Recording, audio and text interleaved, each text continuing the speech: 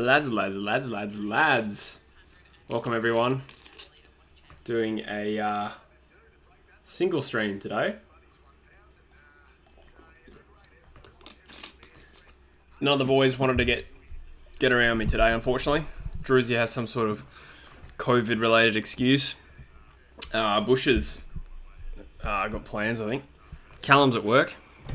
It's just me today, boys. But I hoping for a good game today. How is everyone? Thanks for getting around the chat. Graz is excited for the derby tomorrow. Go Freo. I'm going to that game. It's a shitty Sunday time slot, and I won't be happy if it's a deflating game. But the Sunday night games are so depressing when you lose. Because you get home and then you have to go to bed, pretty much. I have to do a video. I'm pretty much right in time for bounce down here. Collingwood and Pies. Jakey T, welcome mate. Yes, I've tipped the Cats. It's winnable for Collingwood. They've been pretty good. But I don't know if I would buy the hype just yet enough for me to tip them over the Pies. Sorry, over the Cats. The Cats are by far the strongest opposition they've had so far. St Kilda looking average. And Adelaide still rebuilding. G'day Mitchie, welcome to the chat mate. Thanks for being here team. I just caught flashes of that Gold Coast GWS game. And yeah, some good fantasy results. That's the biggest headline out of that. Although Jared Witts is killing me. 64. Thought he would be a good underpriced option coming back from an ACL, but not delivering so far, Witsy. I think I'm going to have to put Jack Hayes on the field next time. Or just trade him out.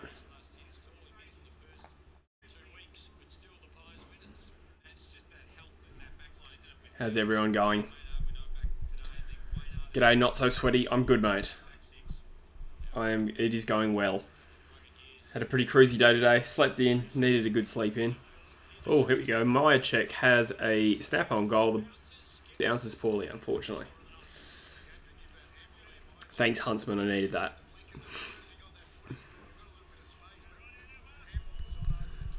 Hopefully the audio's coming through all right. A bit closer to the mic today. We're trying it from the bedroom. I did the bedroom kind of streams during the T20 World Cup. I thought I'll revisit it, but my room gets so hot, so I've got the door open and blaring the aircon to try and cool the room. It's so hot in here.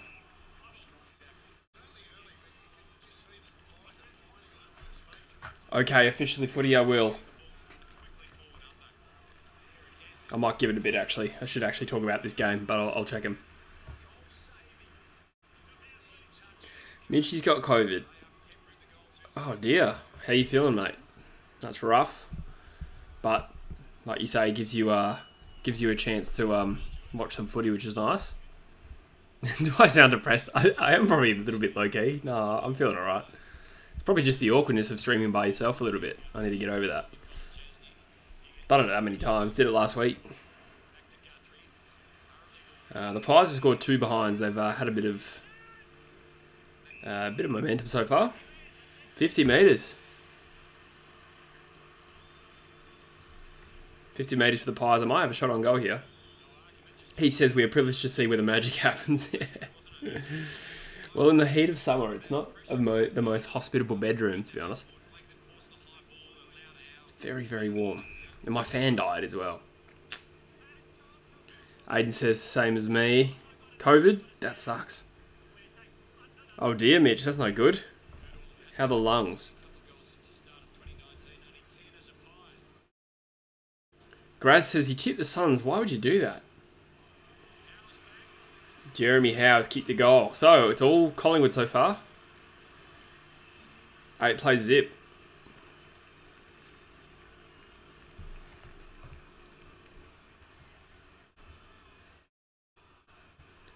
He says, luckily we're mid-autumn. That's a good point. Not mid. Oh yeah, mid-autumn. Holy shit. We are, yeah. It is still pretty hot in Perth, to be honest. Still very hot, actually, from mid-autumn.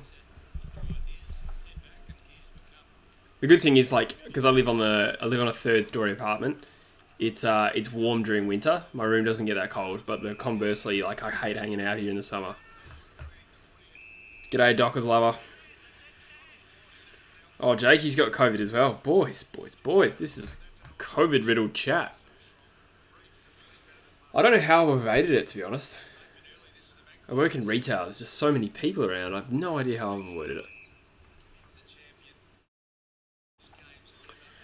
Tip the Suns because they've been looking pretty good. GWS have been horrible. Yeah, true. It was a pretty one-sided game today from what I was watching. They caught up a little bit at the end, but pretty shite game. GWS have looked a little bit flat this year. I tipped them to have a lot of potential.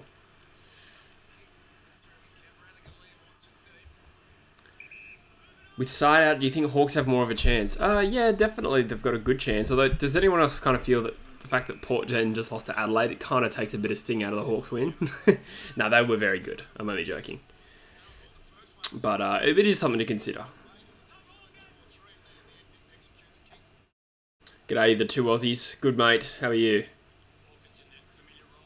Oh, dear, Mitch. Are you still trying to punch darts while, with COVID? Oh, my God.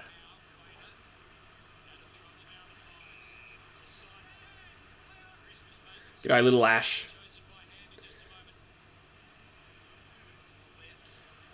I also have a bad chaff. What's a chaff?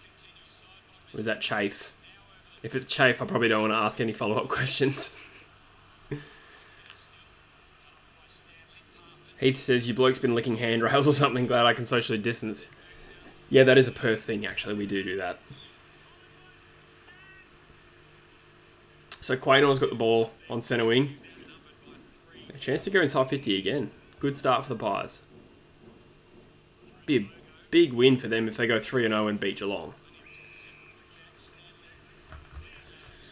The showdown was good. Jack asked, do you think Port will make the top 8 now since they lost Adelaide? Oh, it's hard to make a case for them. I don't think you can rule them out, but being 0-3 and having lost to Hawthorn and Adelaide at home consecutively, it's hard to make a case for them definitely making the 8, that's for sure. So yeah, I have serious doubts on them. But I still think there's a good team underneath, so they could stabilise. But if they go for they got Melbourne next week, and then they got Carlton at the G, two tough opponents who are, arguably tougher than the opponents they've faced. So 0-5 is possible. In which case, yeah, very, very unlikely to make finals from 0-5, I reckon. Mitch is more of a window man. Huntsman reckons Carlton have no chance. I've tipped the Blues, but I'm not super confident. Seems like a very Carlton thing to do to, start the season the way they did and then lose one.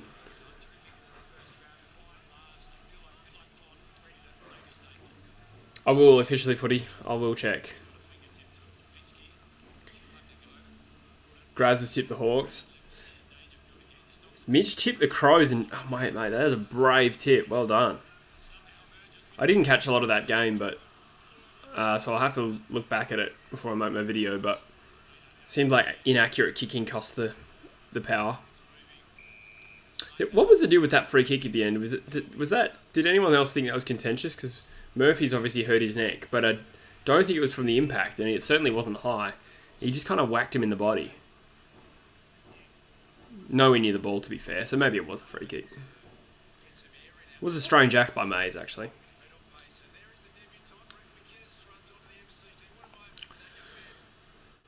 Where am I in the tipping? A few people tip the Suns, so that might help me. Duncan sends the ball inside 50, and is that Dangerfield? Can't really tell. It looks like Dangerfield. Yep. He's on the edge of the 50. Alright, I am 116th, so I've risen by about 100 spots since the start of the round. It's pretty good. And I've got 3 out of... Is it 4 games we've seen? Yeah, 3 out of 4. Just tipped the showdown incorrectly. McAvoy, a bit of a loss. Maybe an opportunity for Lynch. Yeah, it'll be interesting to see how Max Lynch goes at his new club. P. Cripps to carry them hard tomorrow. Yeah, he's in amazing form. He's kind of the difference maker for them at the moment. Hawkins now. That's a good kick. Should hit 700 goals this year, Hawkins. I think that's 30 left.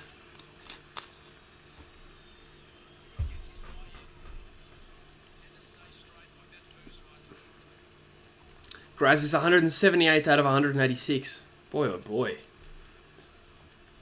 That is not ideal, Graz.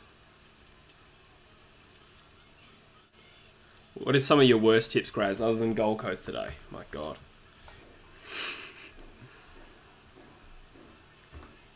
Gold Coast have, I reckon, 2 years to prove to their players that there's a future there. Lukosius, King, Rankin, Rowell.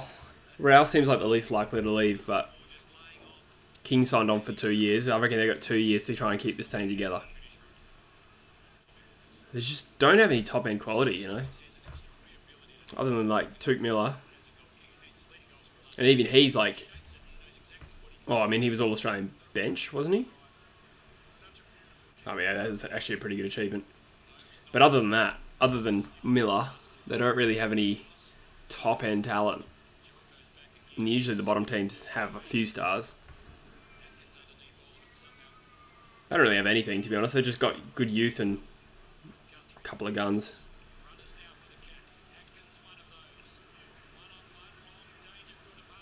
Ooh, Danger nearly drags it down. The Pies mop up, so it's 8 plays 7 after that Hawkins goal. Mitch tipped the Suns too. Going too brave, mate. 2 amazing upset tips in 1 round. Would have been crazy.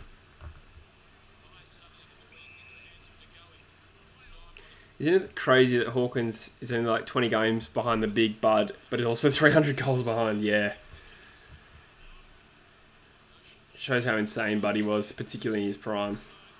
But Hawkins has been consistently... Oh, it's a goal to my check. Good start for the Pies. Hawkins has just been consistently hit 50 or 60 goals every year, just about. Whereas Buddy's had a few 75, 114, wasn't it? 82. He's had a few big years like that.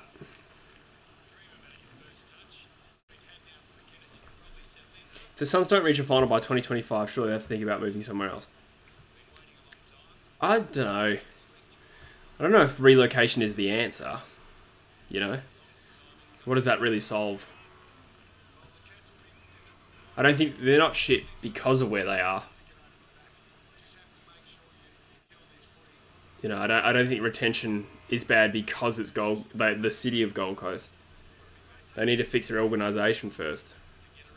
I don't think that would get any better in Hobart. The players want to leave because they don't think there's a future there. I think that'll be alright. It's just the key part is just keeping this group of players together, as it has been for the last 5 years. But there was a few years ago, I think before the Rowell and Anderson draft, where I was like, ooh, Cameron almost takes a good mark, not paid. Where I was like, I don't even see who their best young players are.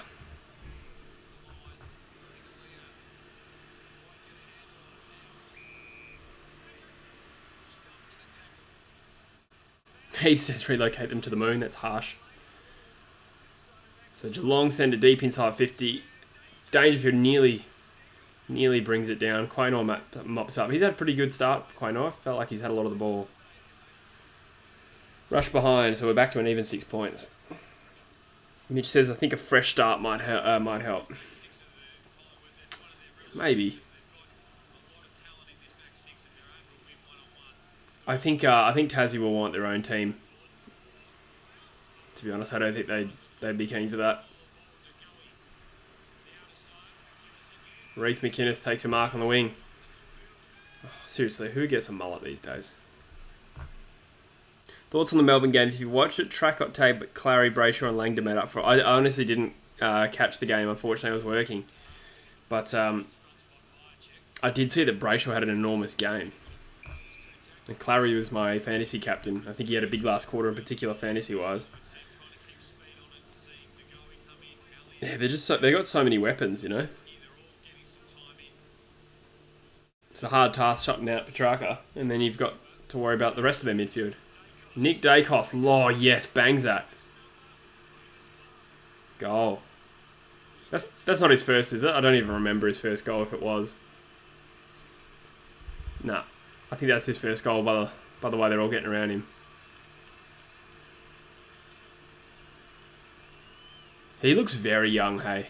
I know he's 18, but he just facially just looks really young. I don't know why I said looks twice there. Nicholas Dacos, son of Peter, brother of Josh, first of his name. Keeper of keys and grounds. Now, it was a very good goal. Clutch goal. So the Pies are red hot at the moment. Cats haven't really woken up yet. Langdon goal of the year. I didn't see Langdon's goal. Maybe I can get it up.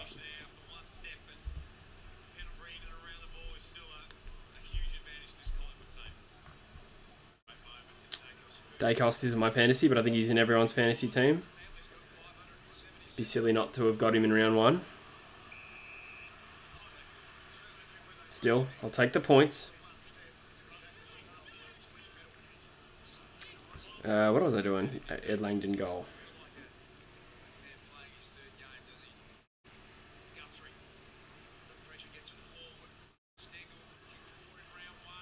Stengel's been a pretty good recruit. Yes, nice. Good kick there from the Cats. So Cameron's on pretty much the Jordan Dawson angle. As I'm just trying to get this Ed Langdon goal up. Cameron's lining up. Maybe I can get it up. Jezza. I think I tipped him for the Coleman. It's a very good goal. That's why you tip him for the Coleman. G'day Connor. G'day you cat.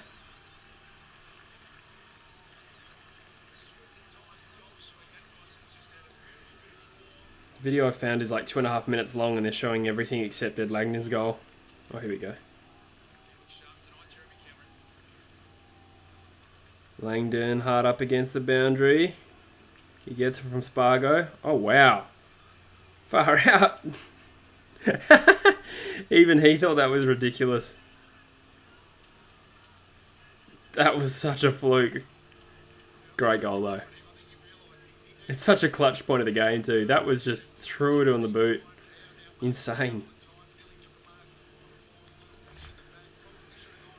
Let's go, Jeremy Cameron.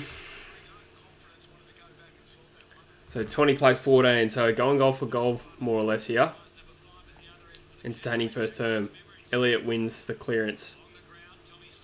I think Stewart's in my team. Who have I got? I got Stewart and Dacos. I think that's it. Oh.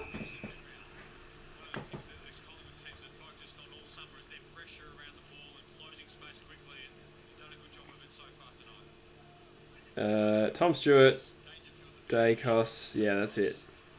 DeConning on my interchange as the Pies go deep again. Ginnivan. One of the craziest transformations from one week to the other that I've seen in some time. He looks like a different bloke. You would never guess that's the same dude. I had Taranto in the last game, 126. Witts, disappointing with 64. Cornelio, 114. He's having a great year. Rowell, 87. Whitfield, 91. Lockie Ash with his high score of 76 so far. Probably a bad choice for me this season. He was like 600k, I thought. His potential, I swear he's had like a few 100 pluses. I feel like there was an 130 in there somewhere. I could be wrong. It's probably pre-season.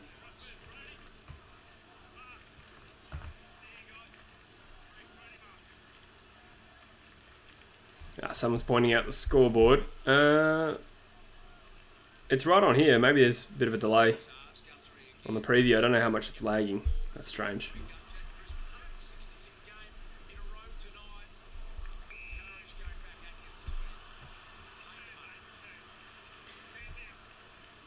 I'm trying to get a feel for the lag, guys. If you could write donkey as soon as you hear it, I'll know how far behind the stream is. Or maybe the scoreboard's just slow. Who knows? Can't really control it, unfortunately. Quaynor again. Feel like he's had a mountain of it. Oh, he finds... I can't see who that is yet. Oh, spilled mark by Henry. Oh, the Henrys are playing against each other. That's a bad miss, to be honest. It's a bad drop mark. And now Geelong could make them pay. Hawkins finds some space in the 50. Hard up against the boundary. He's chipped it well done. 2 blitzers by the looks. Good rebound play from the Cats and well poised from Hawkins.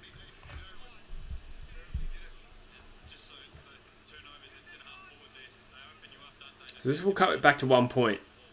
It's been a good start for the Pies. Oh, that didn't make the distance. That's pretty shameful. So no score. And Darcy Moore marks it on the goal line.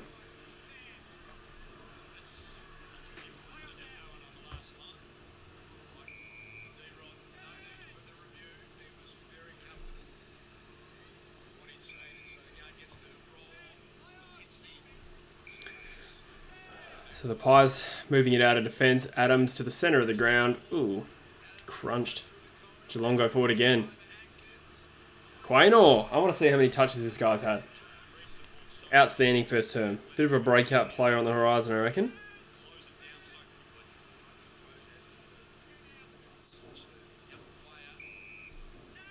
Surely he's leading the fantasy points. Yep, 26. So 7 touches, a couple of marks. Very composed too.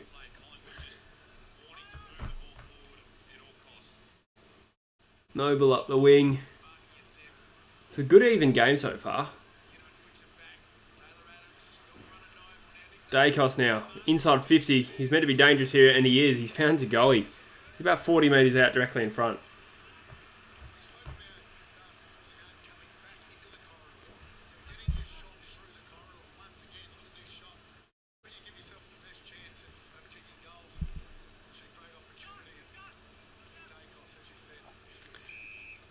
$24 in the chat, guys. Thank you for being here. If you could chuck a like down, that'd be hot. Helps the algorithm. As Zagoe strolls in for his first shot on goal, I think. He has hung it out to the left, or is that good? No, he's slightly missed to the left. So he's had a pretty good, statistically, a good first quarter anyway.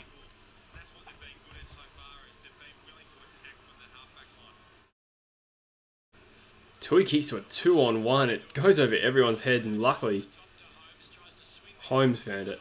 Oh. Ginnivan gets Selwood back by blatantly forcing his arm up. Oh well, good on him. If you're going to do it to anyone, do it to Joel Selwood.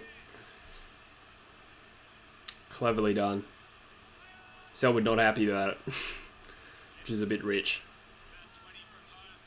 Oh, Reef did pretty well there. Dacos of the Josh variety also did well. Precious fairly good from the Cats. Zagoe, is that Pendlebury? Yeah, it is.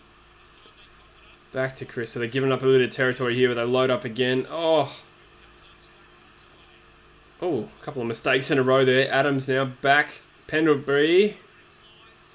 Zagoe from 50. This is his jam. Missed quite poorly, actually. Might have gone out of bounds. Nuts behind.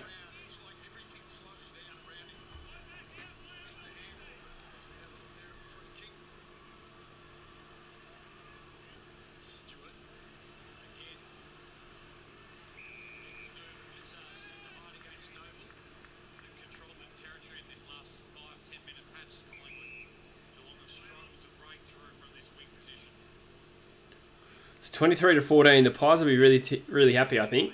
They've played really well. Free kicks cost them. It's gone to Geelong.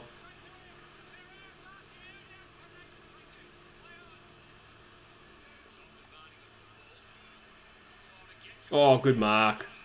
Split halves. Doesn't want to take the kick. He's found Duncan all out on his own. 30 metres out directly in front.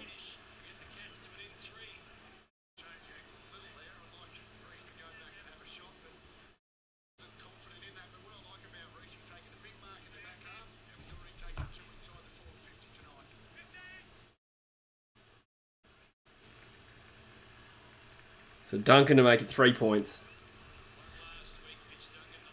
Oh, bad off the boot. Misses terribly. These are some bad missed opportunities for the Cats. They should be in front.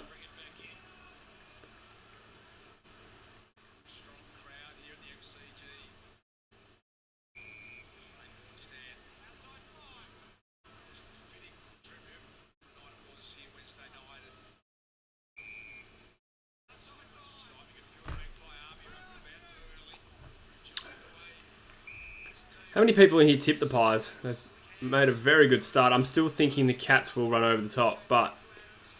Oh, Adams takes far too long. He's got a hands off.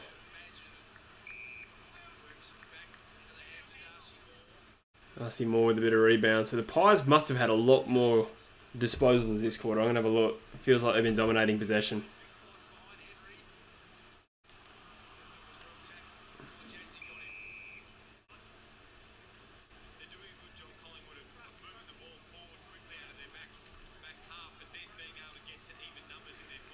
Eight points of margin, 3 minutes remaining in this term. Ball's wrapped up again. Just having a look at the team stats. So yeah, 93 disposals to 71. 16 inside 50s to 11.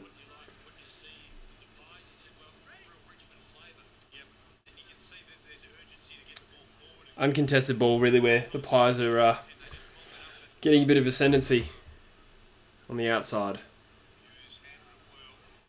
Which is not a real surprise, thinking of Geelong's midfield. Darcy Cameron's made the contest. Lipinski, he's been a good recruit. DeGoey. Oh, misses to the right.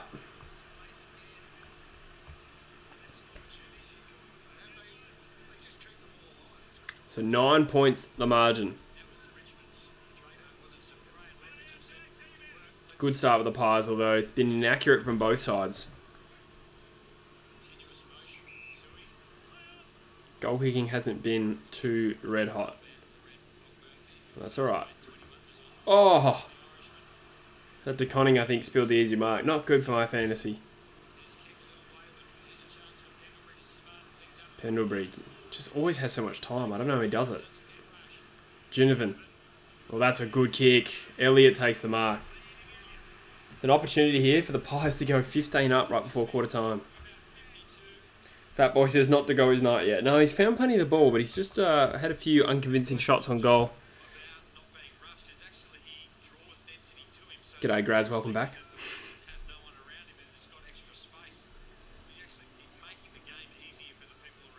Elliott lines up. Minute and a half remaining.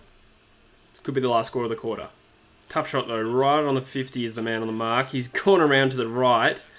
And unsurprisingly, it's going to drop short out to the right. And a minor score.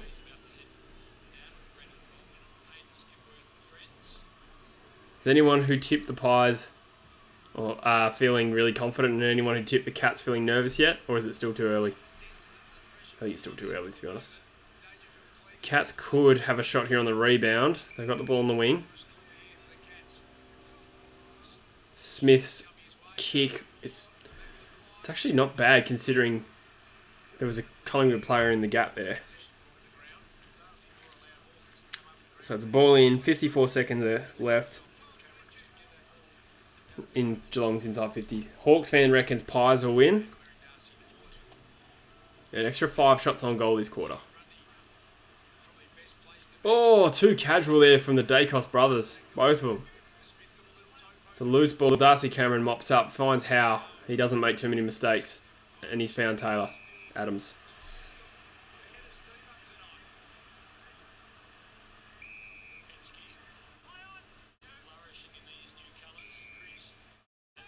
.28 seconds to go. Crisp has it on the halfback flank.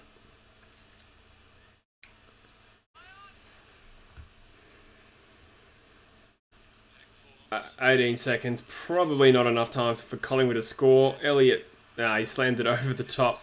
Oh, an unkind bounce may give Collingwood a chance, but nah, Henry mops up.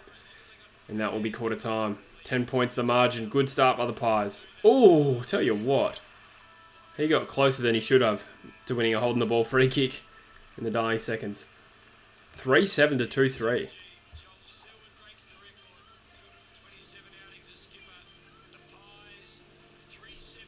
Good quarter. Good quarter. Reasonable quality too. It's not a stinker of a game. There's been some bad misses and obviously a few skill errors, but it's a pretty hot game.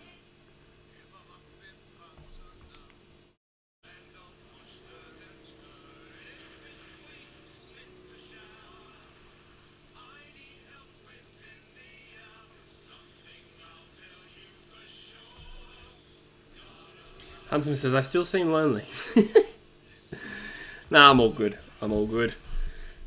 It's hard to not seem lonely when you've got no one else on the stream, you know?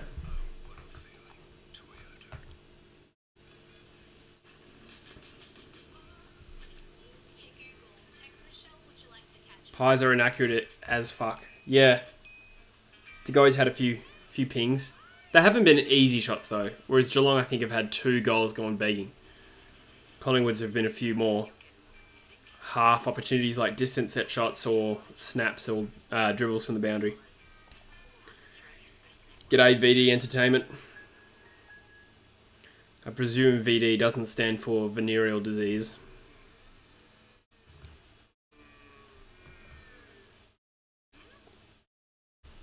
There we go. Just doing a battery check. Yeah, we're all sweet. Running the dual laptop situation. Let's have a look at my fantasy points. Tom Stewart with just the 17. Hopefully he lifts, but day cost 28. It's good to go 25 a quarter. That'd be very, very handy if day cost tons up. Still without a nom, right? Who won the round 2 Rising Star nom?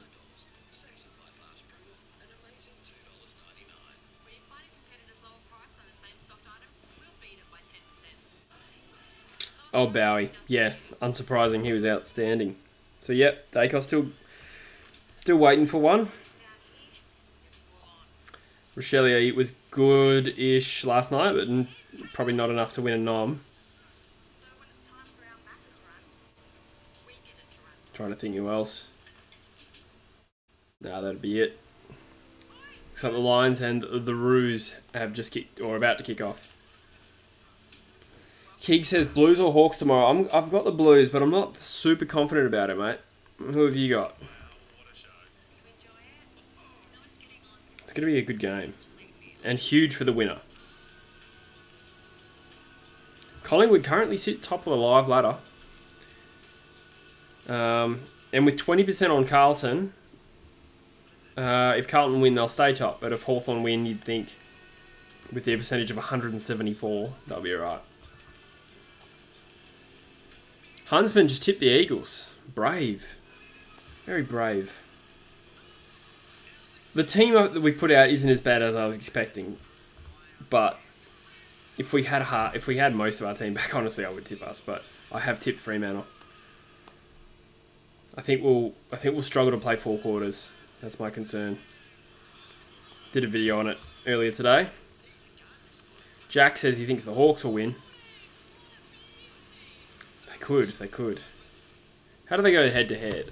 I'm going to find out how they have played. I seem to remember when the Hawks came back and won in Perth. If you just Google 2 teams and then head to head, it'll take you to... actually, it takes you AFL tables. That's not what I want. It was finalsiren.com. So... Carlton won last year, beat them by 4 goals at the G. Hawthorn won the one before that. Hawthorn won before that. Well, Hawthorn won the 3 before that, but probably not too relevant what was happening in 18 and 19. It's probably more 20 and 21. And they split it 1 each. Yeah, I still think the Blues. Head-to-head is important.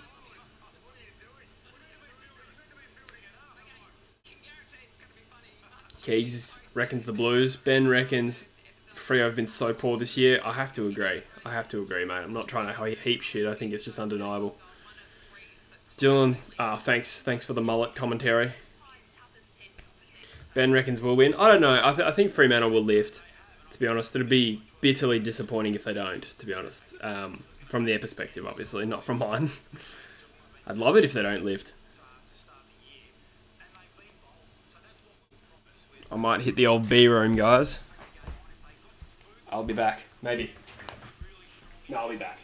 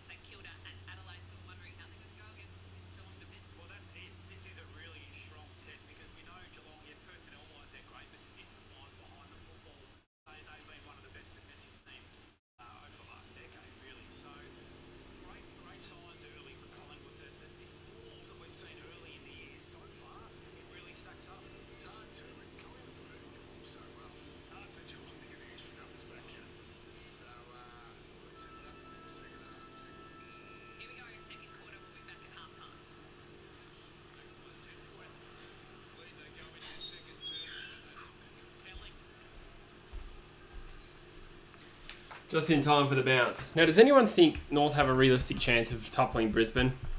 Because I don't. Hawks have been astronomically good. Couple of too many beans there, buddy. Like breakfast. Ooh, the Cats have maybe some overlap here. Guthrie finds Jezza. Sends the ball to about 30 out. Dangerfield's on the wrong side. And the Pies rebound through Hoskin Elliott.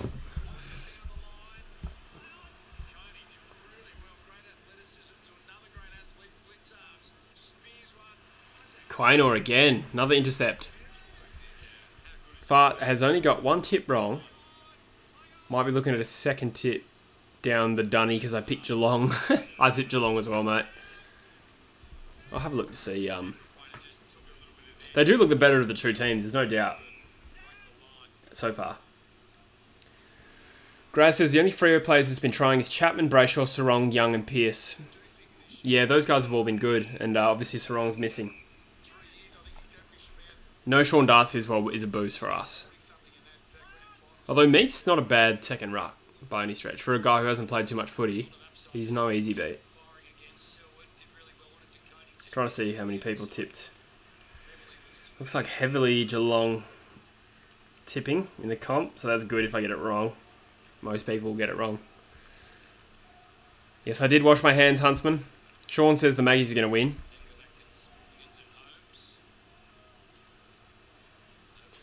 Huntsman says he's never had beans.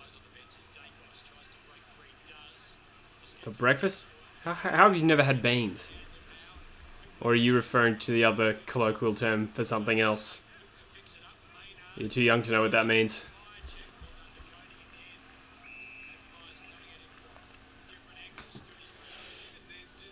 So the Pies are now deep inside their 50. And it's a boundary throw in.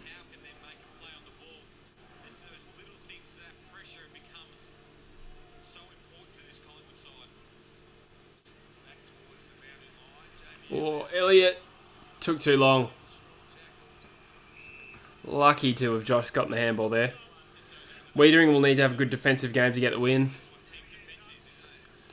Yeah, Mitch Lewis, what did he get, 5 last week? That's probably holding the ball on Elliott, no? Pretty lucky, actually.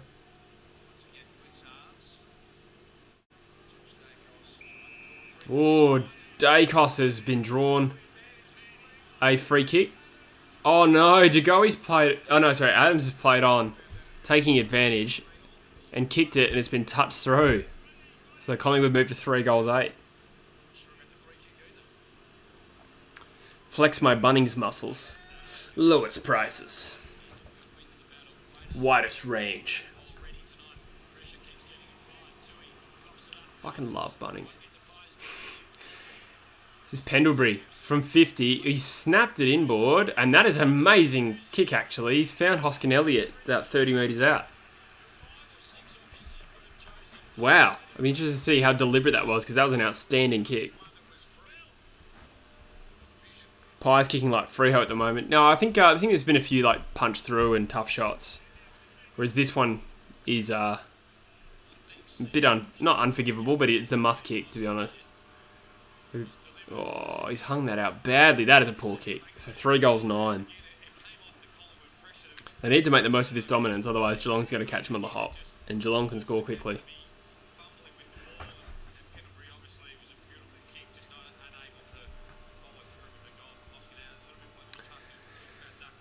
Do I miss Druzy yet? Yes, always. He probably wouldn't have come over anyway for this stream, to be fair. But him having COVID doesn't help.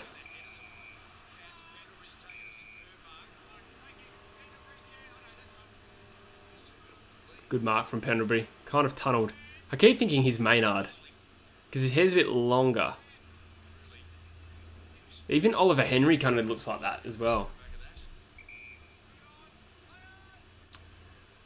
Maynard has short hair anyway. I don't know why I've said that, but I don't know. I keep thinking he's Maynard tonight. Quaynor with another touch. Should go inside 50 here. He does. Contest forms. Oh, Ducoe tackle didn't get rid of it convincingly.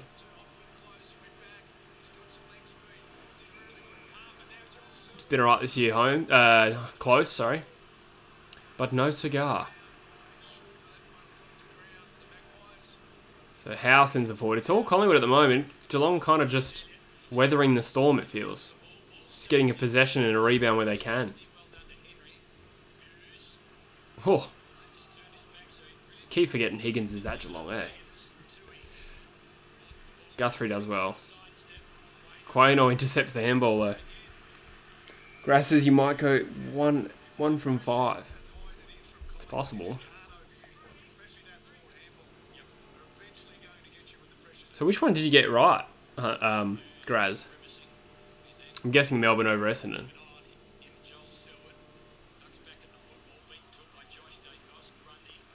Grundy releases Hoskin Elliott, who taps it on. Dugoe also taps it on. Crisp. Noble. Side bottom. Inside 50 here. Shanked it. Nearly came off. Oh, it's poor. Huntsman says he'll replace Druzy at half-time. Yes, on his couch. In his northern suburb house.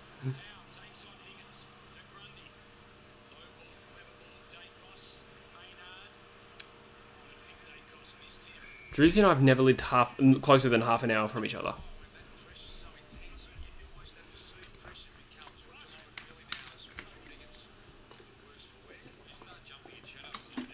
He's gone from an hour south of me to half an hour north of me.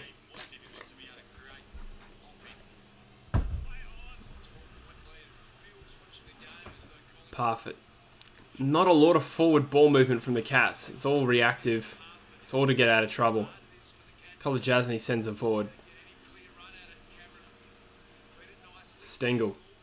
Good handball. But now Collingwood, and they're already looking more assertive. Oh, Myercheck did very well. Almost paid the mark. Very strong use of the body there. Goes hard again, Myercheck. He's a good player, eh? Oh, they've paid it against... Might be Henry there.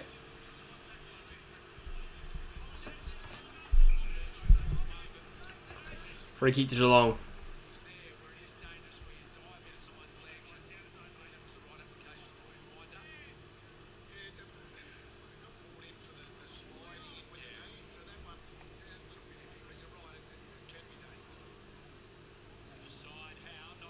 Maltz has got $50 on the Pies to win by 25 plus. Mate, that's brave. $50 on the Pies outright. That's bold, but to win by 25. That's brave. Quaynor, another disposal. As the Lions are 18 to 1 up in the other game.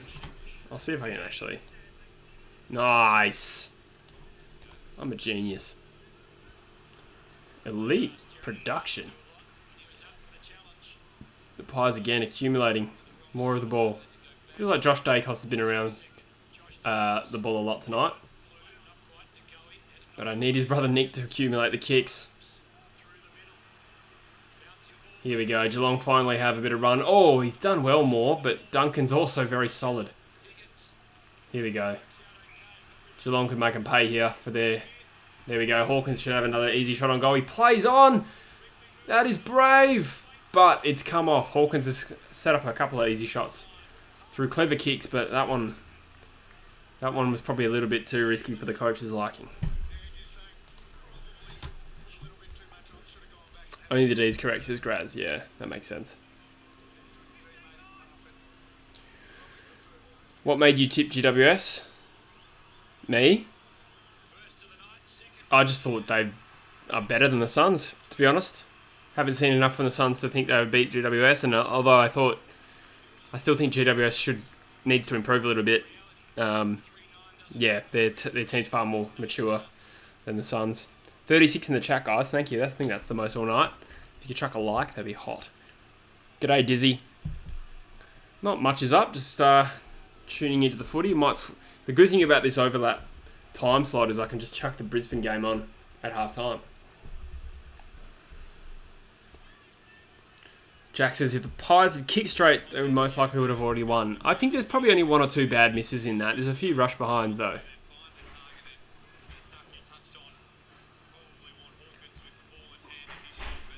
Graz reckons if the Dockers don't make finals this year, then we should make finals next year. Yeah, well, it's been 7 years of rebuild now.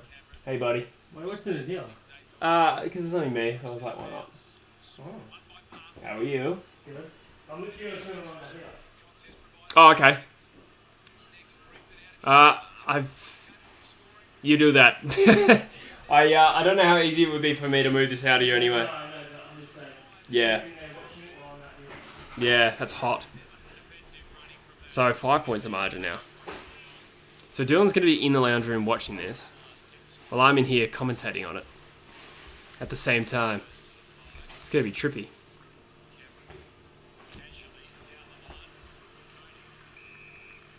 Yeah, sorry, getting back to that, guys. I think this is the year that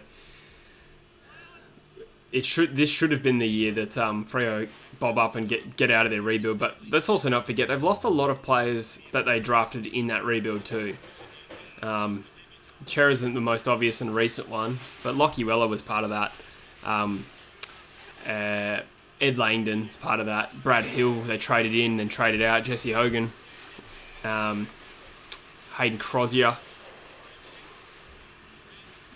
I'm sure there's more, to be honest.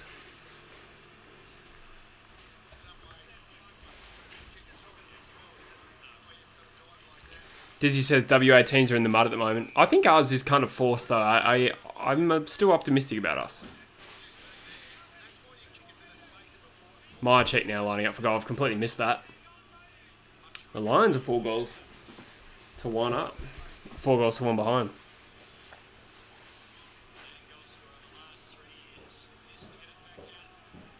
To make it 11 points. Oh, didn't look good off the boot, but my check's gold. Is that 2 or 3? 2.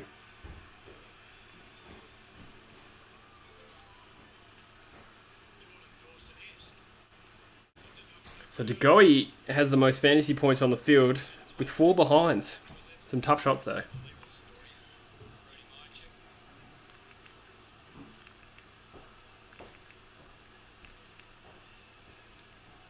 Nick Dacos still on 30. Tom Stewart up to 30, that's not bad.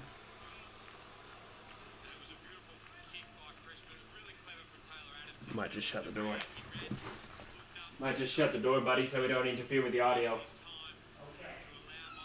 Love you too. He didn't say I love you. Alright, so centre-bouts. The trend has been that Geelong have been responding for most of the, the whole game so far. Selwood wins an uncharacteristic high free kick. Graz says in the derbies, Freo midfield is just basically Meek and Brayshaw.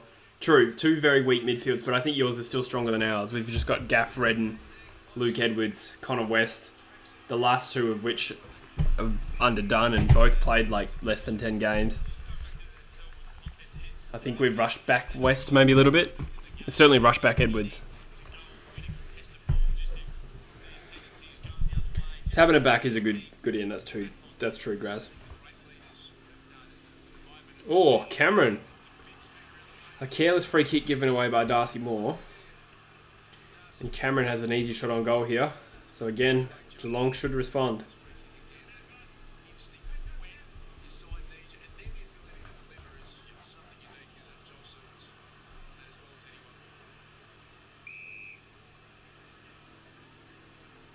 It's not Cameron at all. It's Isaac Smith. My bad.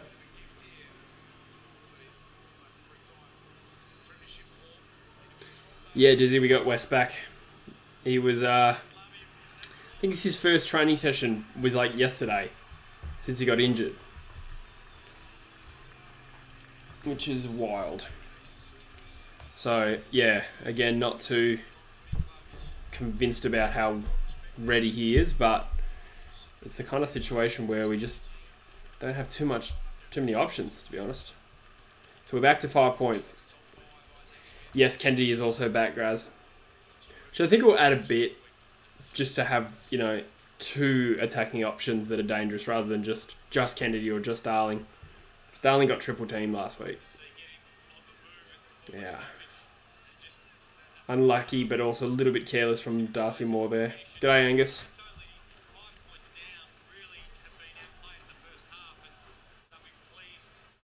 Good game this. Collingwood lead by 5 behinds. Grundy now. So it's keeps swinging like a pendulum this game. Dacos wins a kick. That could bounce through, but it's gonna hold up slightly. Touch through, 4 goals 10.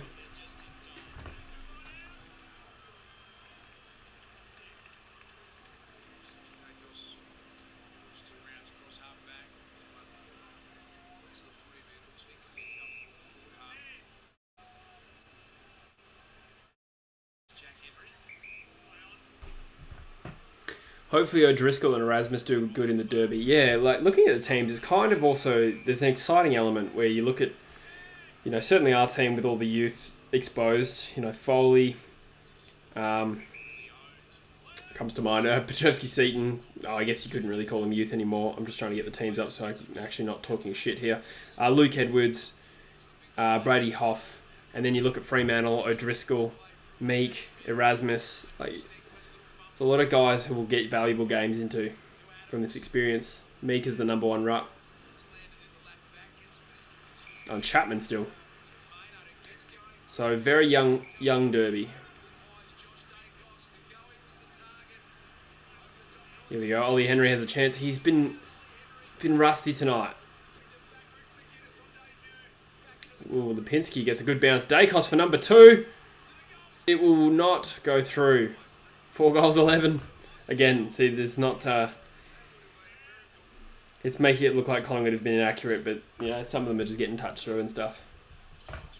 Graz reckons it'll be a thriller.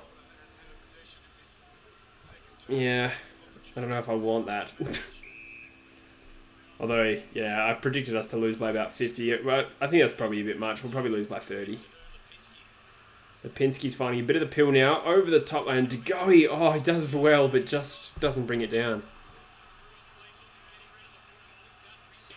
Chris says needs the 50 to 100 game players to step up now. That's a great call. So who are we looking at there? Petrovsky-Seaton's around the 100 mark. I need to get the team up before I can actually answer this. Yeah, some of the 50 to 100 game players are, out as well. Duggan come to mind. Waterman's an emergency because we're a bit tall. Langdon, Jermaine Jones, but these guys have... Well, certainly not Jones. I don't know about Langdon, but Jones hasn't played 50 games. Oh, Langdon, this will be his 50th game, funnily enough. Naish, 11 games. Witherden, 69. That's probably a good shout, but he's been pretty solid. Ryan's around about 70 games. Not bad. Petrocelli, he must be in the 30s. 48. Wow. Played more games than I realised, Petch.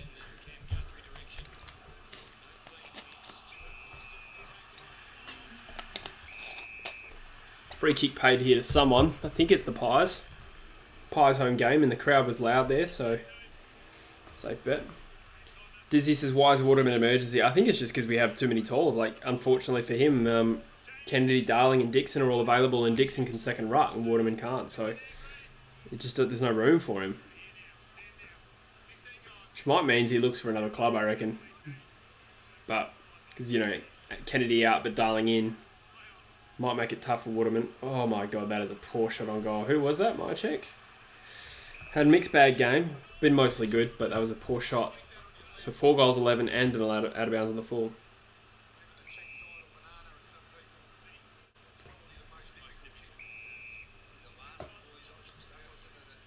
Thoughts on the showdown, Changi asks. I only caught like the last couple of minutes, but unreal finish. Huge blow for Port Adelaide. They could cook their season before too long. Or Stengel tried a clever kick. Didn't come off.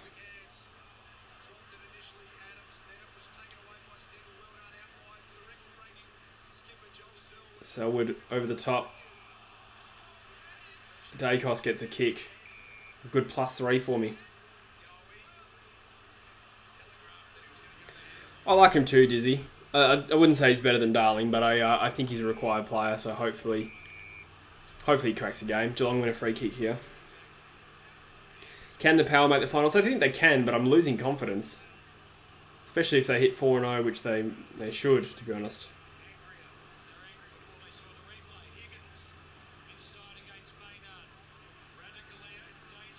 Well done by Magin. Wins the free kick. Darcy Moore's kind of tried to take advantage. How's the fantasy? Asks Chris. Good question. I feel like I'm having a reasonable round. Dacos 34. Horn Francis, I got 7 in the other game. Stewart 36 tonight. So I got Stewart and Dacos in this game. And just Horn Francis in the other one.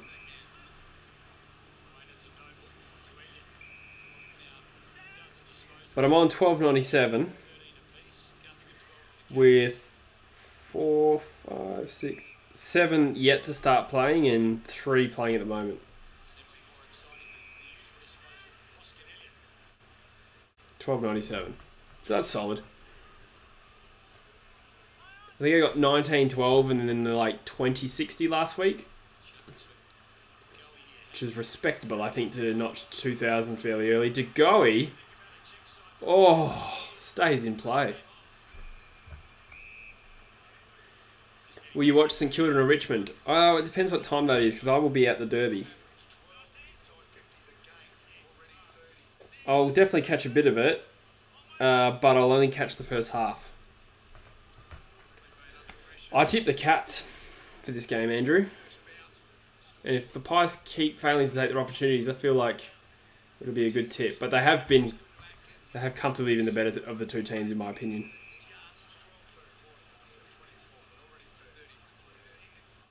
Oof. So 5 minutes to go in the half.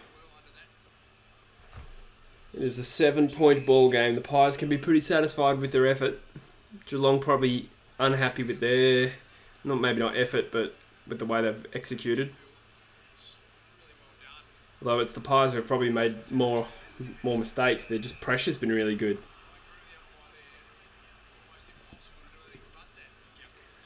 Let's have a look at the other game. Is 14-26. So a couple goals in a row to the Roos through Larkey and Hall. Lincoln McCarthy doing some big things in that game.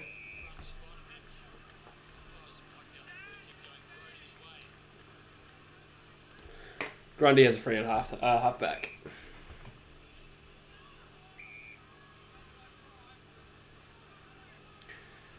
Oh, damn, Chris. I just saw that Gawn just got his first century, or first ton of the year, so I'm kind of glad I didn't go for him. But I went for Witts thinking it was a value option and regret it. 64 today. Stewart handball. Out of bounds. Who has the best rivalry? Crows versus Port or West Coast versus Fremantle? It's very hard to quantify. You'd probably say the Showdown. Because Fremantle and West Coast kind of trade periods of dominance. So the actual derbies haven't been that much chop, to be honest. There's been a few good ones, but the Pies and Crows have a final in there. Was it a close final too? I feel like it was like 1 point or something.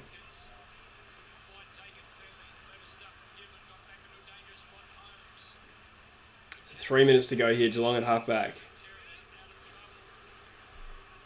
G'day Blaze 17. How are you, mate? Duncan gets... There's 4 cats there. Hawkins now... Yeah, there's an easy goal. That was strange. There was just a mob of Collingwood players around Duncan. He gets the ball out. And then there's 4 cats onto like 1 or 2 defenders.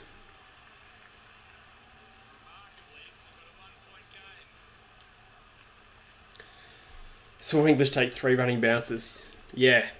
He is an oversized midfielder. He's a unique kind of ruckman. Dizzy reckons the derby will be tight. Yeah, most of the derbies that have been close have been when both teams have been shit, though. With like 1 or 2 exceptions.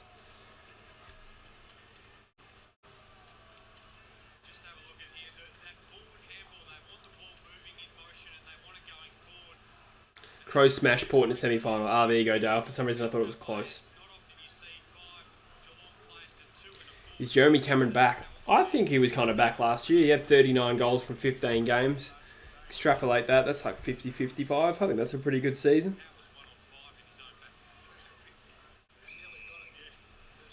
So 3 minutes to go in this half.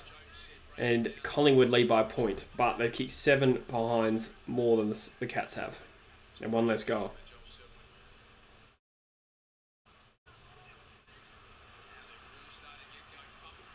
Parfitt. Handballs. Pies. Or nearly get out of trouble.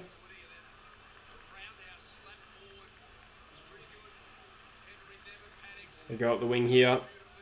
Not the most convincing play. And geez, Noble belted it out of bounds. Not sure why the Crows think that Billy Frampton can become a defender. I think that's mostly out of necessity. I don't know who else there. Like, Talier's gone.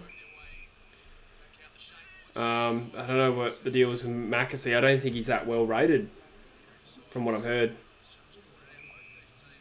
Still young. High draft pick. But either way, yeah, very young. Oh, Andrew, sorry, I understood that. Yes, he is playing, so he's certainly back.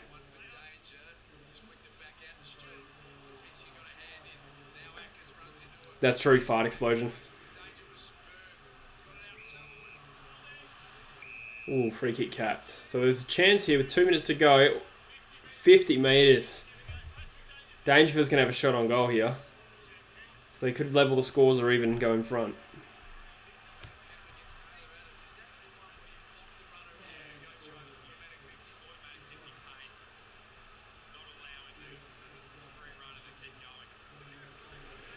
So kick from close to the paint.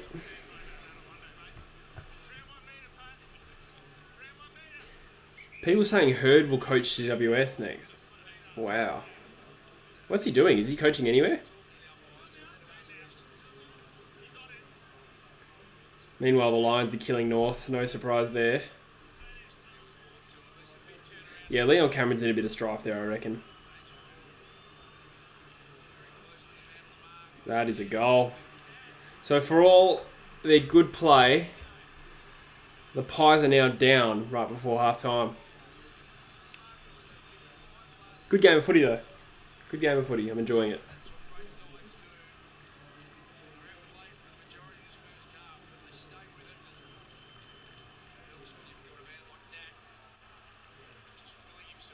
He's already at GWS. So is he an assistant coach there, is he?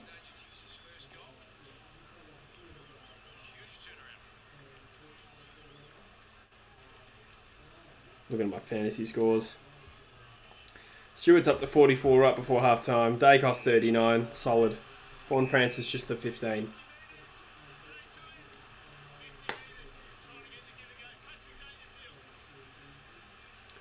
If Jimmy double checks his medical team this time, maybe he'll redeem his name. It would be nice, actually. Although they did cheat.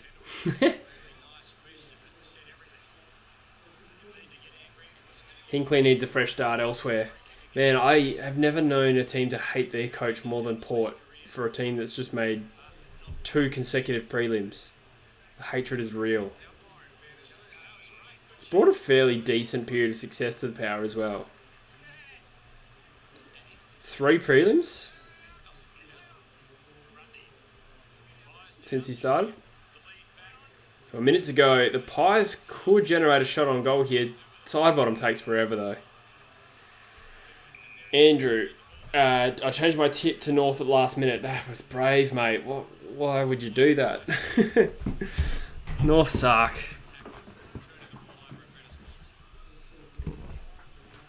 Stewart might have notched the half century right before half time.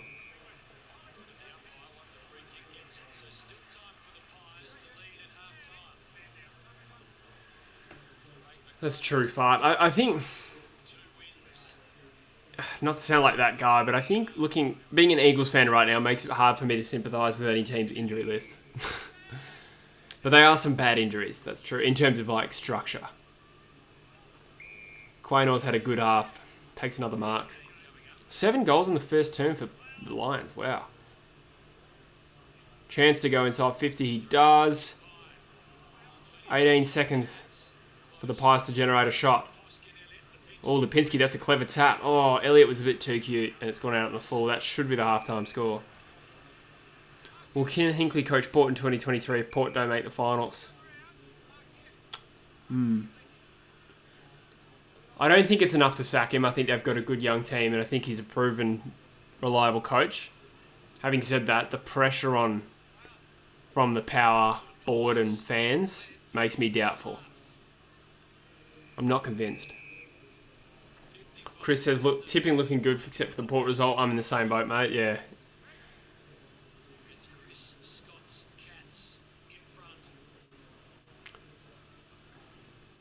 Three seconds to go in the half. And that's it. 5 points to the Cats after... Doesn't really tell the story. I feel like Collingwood have been the better team, but they kind of dropped off in the second half of that term. And it appears that Geelong might have finally found their mojo a bit. Stewart 55 at the half, Dacos 39. I'll take that, to be honest. If that becomes 110 and 78, I think it's all right. Juddy Sports says, I can see Adam Kingsley at Port in 23, former player and gun assistant at Richmond, made final 2 candidates for my mob. Oh, there you go. That's true. I did hear about that. Who's going to replace Hinkley? Matty Brimus. I think Port fans would hate that. Can Hinkley sign a new contract? Oh, there you go. So that's a huge factor. You have to pay out a coach millions of dollars. Mitch says Kosher will probably give him the sack if they're not at the big dance or a chance of finals by round 15. I think the contract will save him if it's true he signed one, which he probably did. Dale says Voss leaving Port has hurt them. I agree with that. I probably think they also lost Jared Schofield as well, who is a very successful coach. So yeah, I wouldn't underrate that. Good assistants leaving clubs can be a factor. Ross Lyon to Port. Gross. Could see it. Fart Explosion has only blown the Bulldogs Swans tip so far. It's a good tip in Adelaide then. I'm gonna get the Lions game up.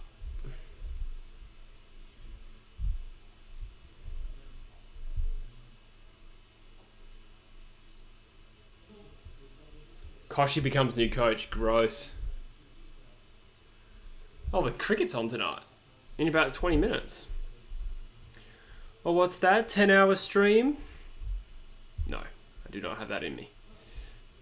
Where the hell is... Aha. God. Bloody, KO can be hard to manoeuvre sometimes. The clause in Hinkley's new contract means it's a much smaller payout than people think. Wow. Interesting. That's going to be a huge factor. Kind of, doesn't that kind of make the contract in general not really worth much? If there's a clause saying, oh, we don't have to pay you out much if we sack you at any point.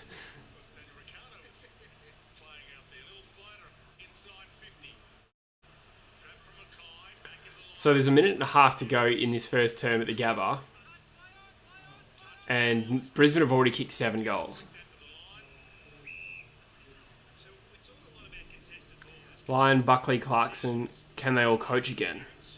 Yeah, I think they definitely can. All of them. I think Buckley will need a bit of a break though.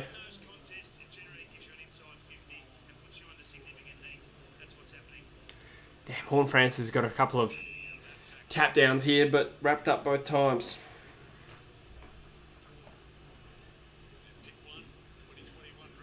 Charity live stream for Hinkley, yeah. To maximise his contract payout.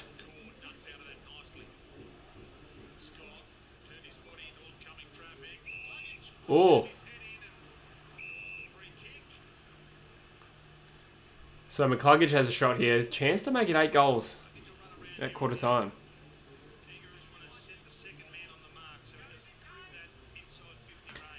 I'm going to watch this shot and then I'm going to go for another tinkle.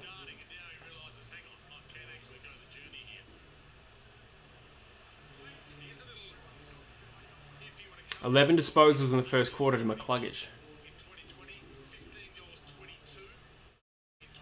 Here we go. Oh, not good off the boot. Touched out of bounds. Alright, I'm going to tinkle.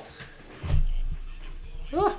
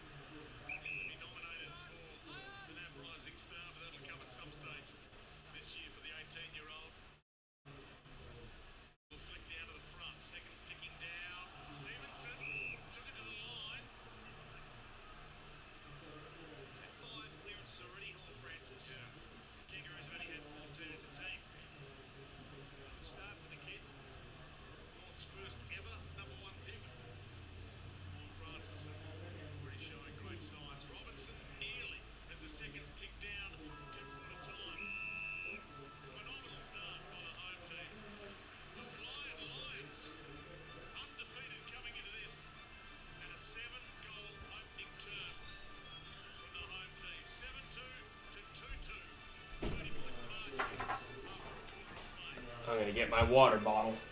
One sec.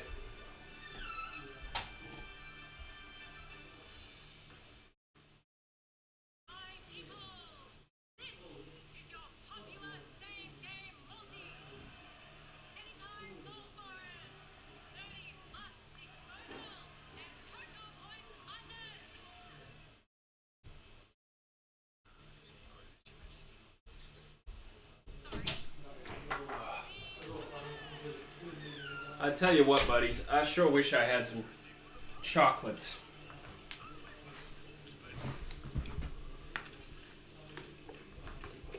I'm a tired man. Lyon's got a reputation as a hard person to get along with as a coach. Yeah, I knew someone who was coached by Ross Lyon. He said the same thing.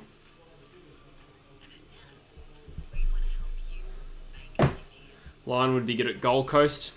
I don't know. I think his reputation was more for, mature teams rather than rebuilding ones. Didn't have the most successful rebuild at Fremantle. And kind of yeeted himself out of St Kilda as soon as they started theirs. So, I don't know. Maybe, maybe not. I don't know if he's in touch with the newer generation. I think that could be a factor.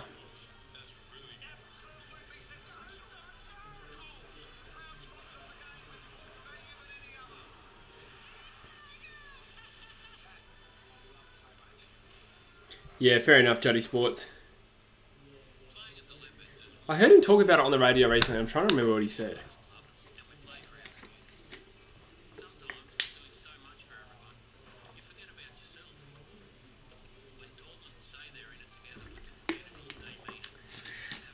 I think he alluded to the fact that he was told that they're going big at Clarko and he just kind of lost interest. Could be making that up.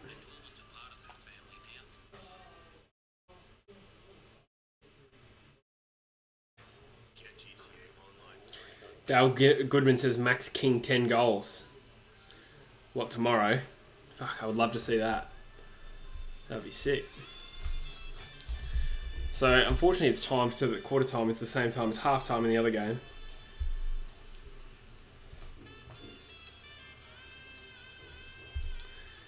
Huntsman says, Jesse, your phone has a virus.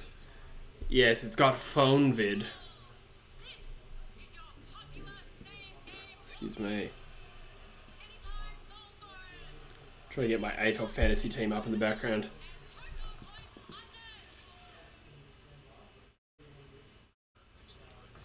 Oh, it's logged me out.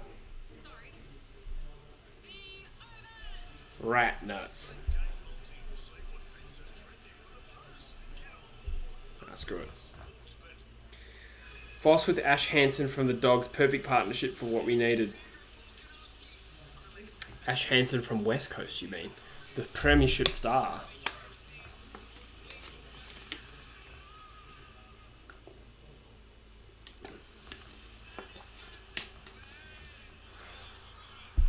Copyright song playing.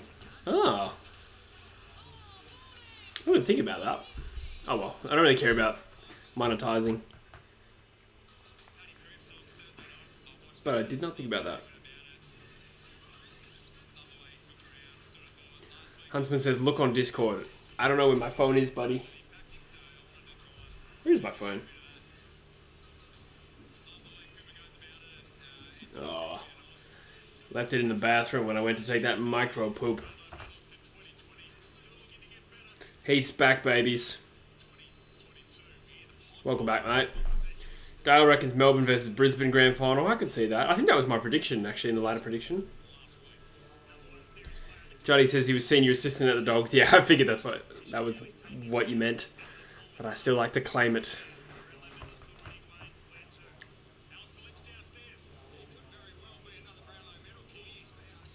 There was talk he was going to join the Dogs as a player. He never did that, did he?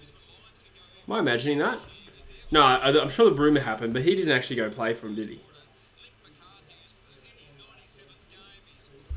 Let me Google that.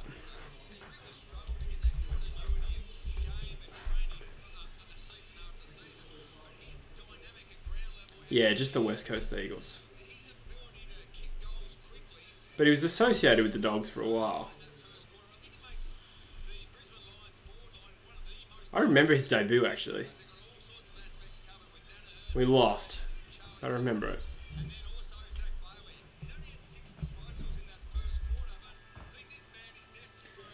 Finlayson's had a rough start to the year. That's true. It's hard to do well when the team sucks. He got dropped, eh? Crows women 4th grand final. Yeah, they're a good team. I watched a bit of that today. The prelim. Just because I like to see Fremantle lose. Nah, really.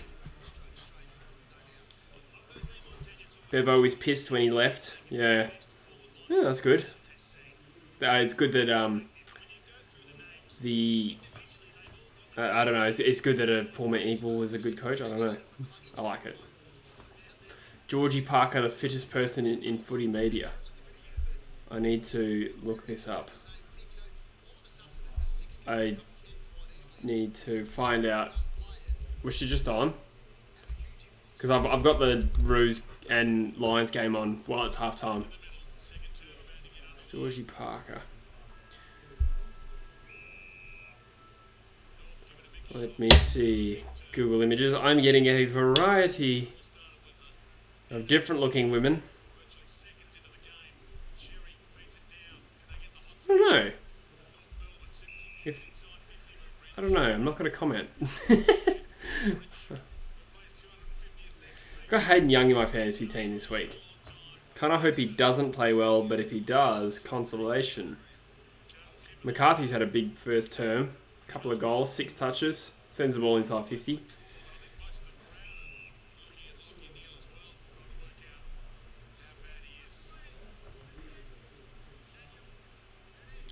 I put Nick Martin on my field this week. A little bit brave. 71 though, solid. Huntsman hates Luke Beveridge. Yeah, I don't particularly like him either, to be honest. He has floggish tendencies. Oh, really, Huntsman? How did you find out about his arsehole size? I'm mature. Chris says he likes Freo losing today, up the Crows. Was thinking about going to the game, pretty sure tickets were cheap. Wait, are you Adelaide based? I don't think I knew that. I just assumed you were Perth based.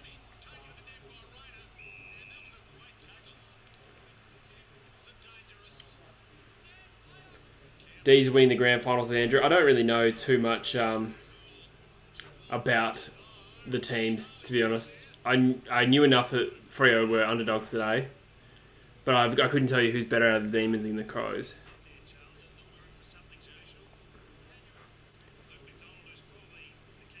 Georgie Parker AFL. That's a good shout. That's a good shout.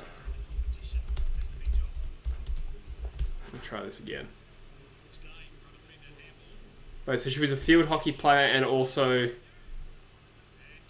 Oh, no, yeah, some different results. Oh my goodness, yes. That is a handsome woman. Yeah. Yeah, I see it, I see it.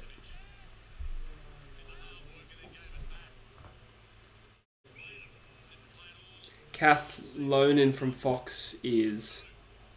Oh, well, now I've got to Google that.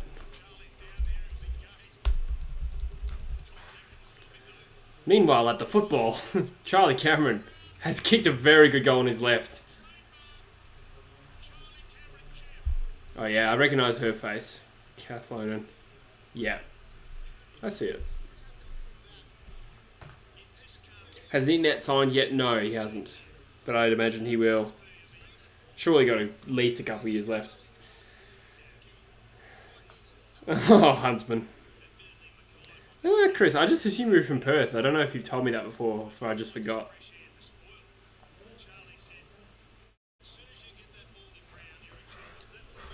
So Brisbane actually may end up on top of the ladder at the end of this round if Hawthorn lose. Wow, that was very close to the post, but undoubtedly a goal.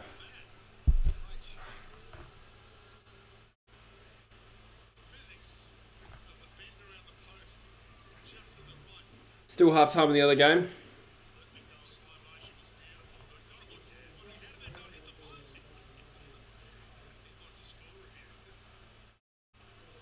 $50 plays 14, yeah. North are in a bit of strife here. I mean, not long term, but they're just pretty average.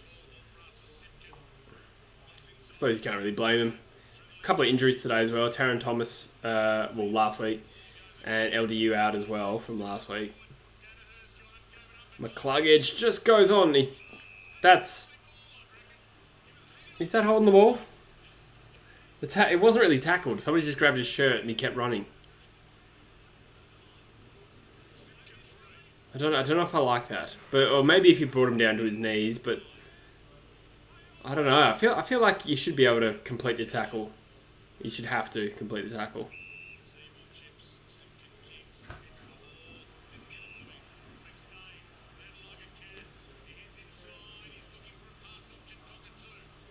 Zeeble mops up for him. Curtis Taylor's been given number 5. That's a pretty big endorsement. You never really see a speculative player take a high number, unless you're Zach Langdon. They must rate him then. Same with Waterman getting number 2. That surprised me a little, because you really only give that to a guaranteed best 22 player, I reckon. And I do like him, but he's a fringe player often.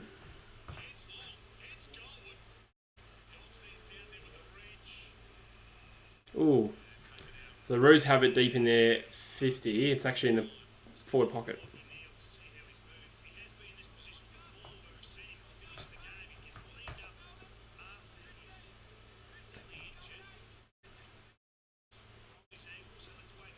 Yeah, the Crows, definitely have a dynasty. Be interested to see what the league looks like in a few years. I know the Eagles should get the #1 pick, right? Because we finished last.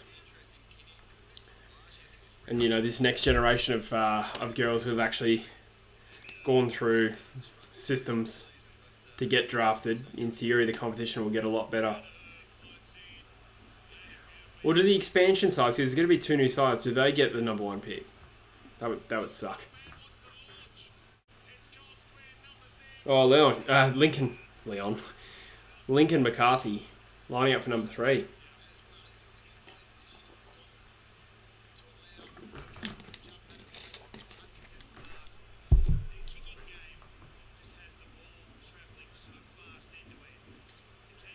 Juddy Sports says, due for a haircut. Mate, I had a haircut 2 days ago. This is fresh. I normally get a fair bit off the top and back when I get my mullet redone. I don't know, I was feeling a bit filthier this week, so I was just like, you know what, leave the top and the back. Let's tidy up a little bit. I just have thick hair. Oh, he's nearly missed that, but he's got it. I just have thick hair, so it doesn't take much hair for it to look a little bit stanky. But we're going into winter. So if you're going to have long hair, this is the time.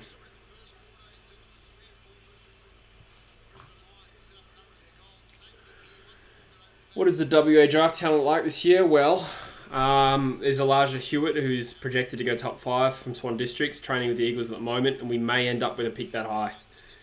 So he's one of my early favourites. Jackson Broadbent is the ruckman, probably considered top 15 at this stage, I think. Then there's Jed Buslinger, who's like top 15 to 20 key position defender. Who else have I missed there? Jed Hagan as well, smaller defender. Likely to, I think considered around top 15, but pretty small, only 174. Should end up reaching 180, but I mean, you can still be 180 and get drafted top 10. Just ask Matthew Rowell.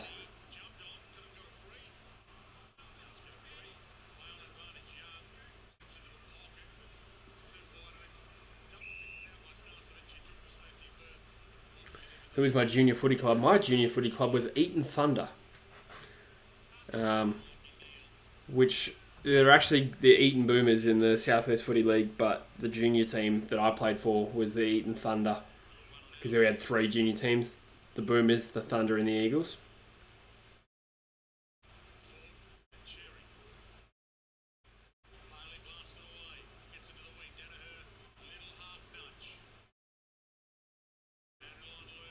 Can West Coast get the best mid-season draft player? Did we end up leaving a spot on the list? I don't think we did. I don't think we have a spot for a mid-season draft pick. But in theory, if we're bottom of the ladder, yes. Charlie Cameron, another shot on goal here.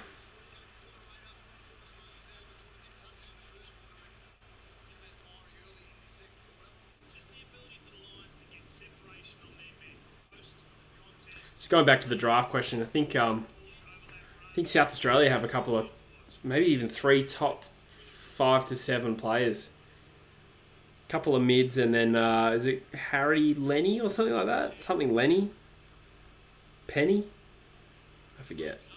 Key forward prospect. Charlie Cameron has kicked it. This game is just about over already. I'm going to switch back to the Cats game.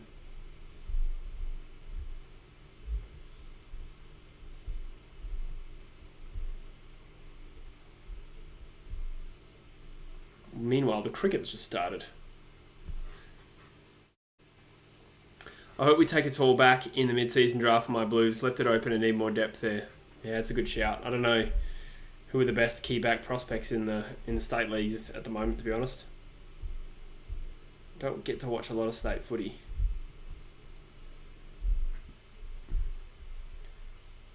Come on, man. Oh, there we go. I was trying to look for the Collingwood game.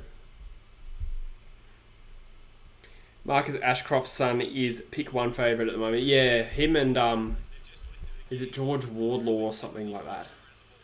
Probably butchered his name. I wonder if Ashcroft will nominate for Brisbane.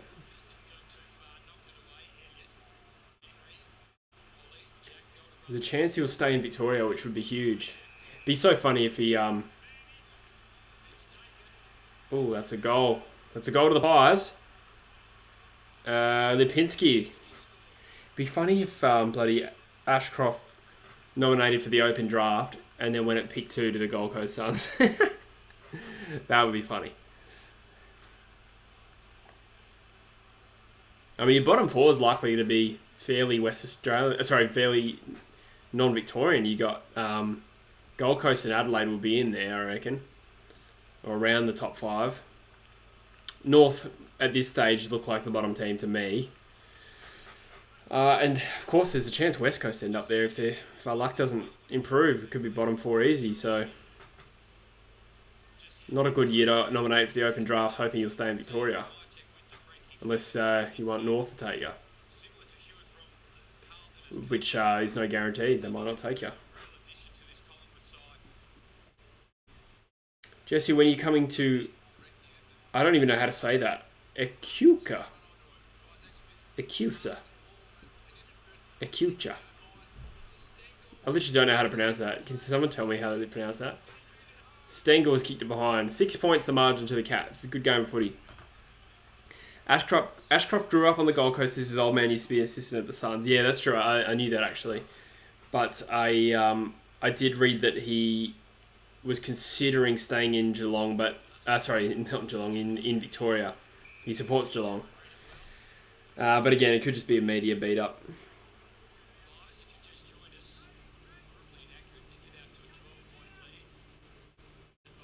Donald's going to the Geelong Hawthorn game. When's that?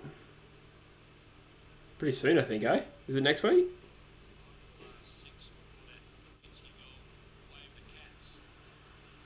Oof.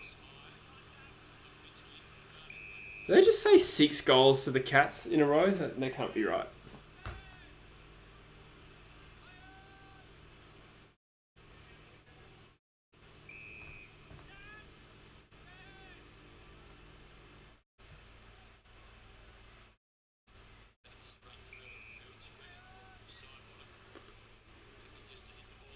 Echuca. Echuca? Am I saying that right?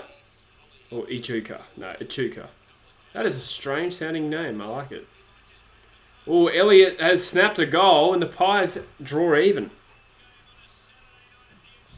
Mish is watching the game in England. It's in the morning here. Oh, that's cool, Mish. Are you English or are you Australian?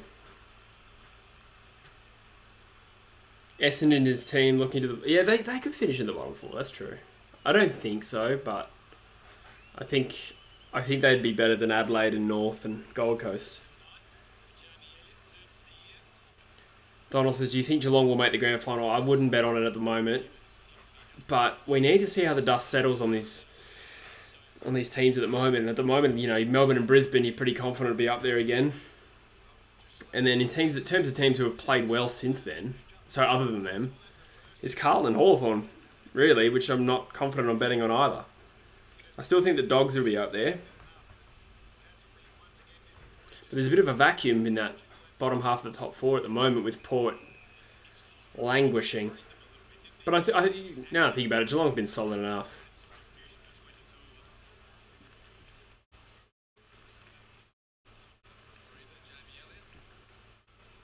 So they'll be in the mix for top 4. I would have thought. Losing this game would hurt though. Going 1 and 2. But definitely recoverable.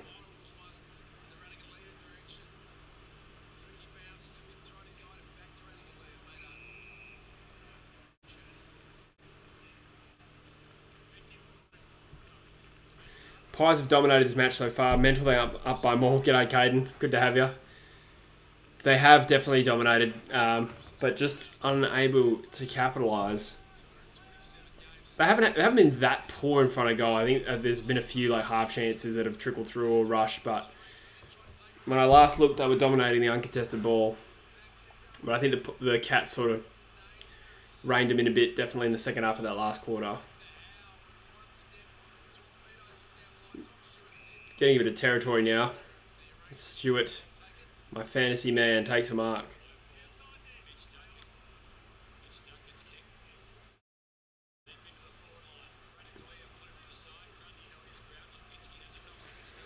Half Aussie, half English. Dad from Melbourne. His team's Collingwood. Oh, nice one. So I take it you're a Pies fan. Gee, this game could go to the wire, and I hope it does. Will Sam Hayes get suspended? Sam Mays, I think you mean? It's possible.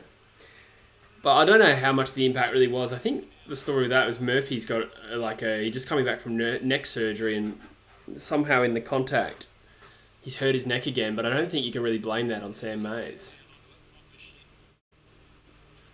But I didn't see it, slowed down really. Quaynor with another disposal. Nish says, this game is a good entertainment for having coffee after breakfast. Oh, that's cool. Yeah, I remember back in the day when I lived in Abu Dhabi, the 2:40 Perth games would be 10:40 in the morning. It is actually a pretty nice time slot. But then the downside is the footy all ends early, so it was 1:30 would be your night games. So yeah, you watch them during the day, and then by 4 o'clock all the footy's done for the day. So that was the downside, but it's nice waking up to football, to be honest.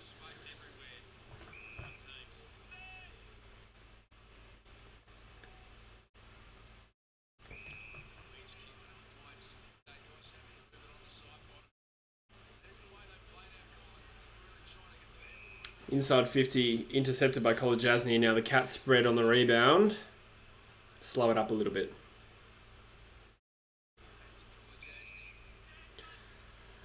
I saw an interesting clip about it was like an AFL feed, Instagram feed post I think I saw about players pronouncing their names correctly. Oh, fumble. I can't remember them all, but there was some interesting ones.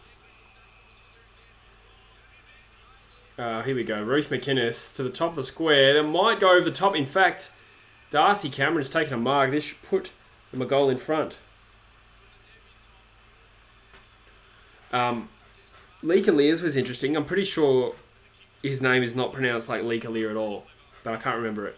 Another one was Took Miller. I always thought it was Took, and then everyone started calling him Took, and then he's confirmed it's Took. I wish I could see that video again because it was quite interesting. There were others as well that surprised me a little bit.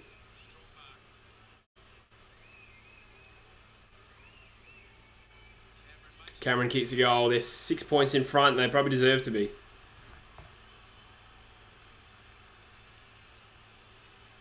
First gamer for the Pies, loving that for fantasy. Wait, who's their first gamer?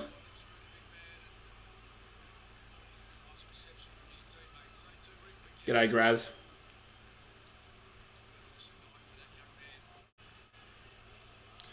Horn Francis trained to become an AFL player all his life, worked to become the #1 pick, is now getting flogged by 55 points.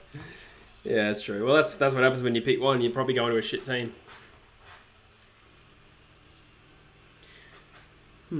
Wonder if that's any relationship between pick ones never being necessarily the best players because they don't get developed by the best teams. If you think about it, the #1 pick's always at a team at their lowest ebb. Spends a couple of years getting annihilated. There's a few exceptions with #1 picks who are amazing, but not all of them are.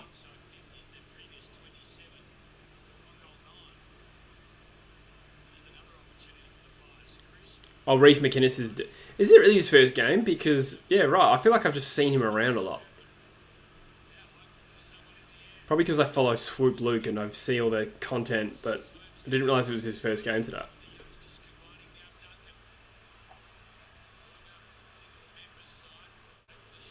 Yeah, that's true, Heath. That's right, it was Fantasia. Yeah, that's right, I forgot about that. Fantasia sounds wrong, but now that I think about it, Fantasia, for an Italian name, is definitely not the right pronunciation.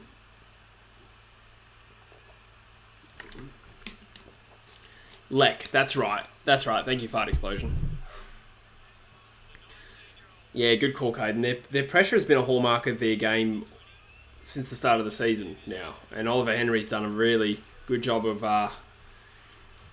running down the defender and kicking a goal.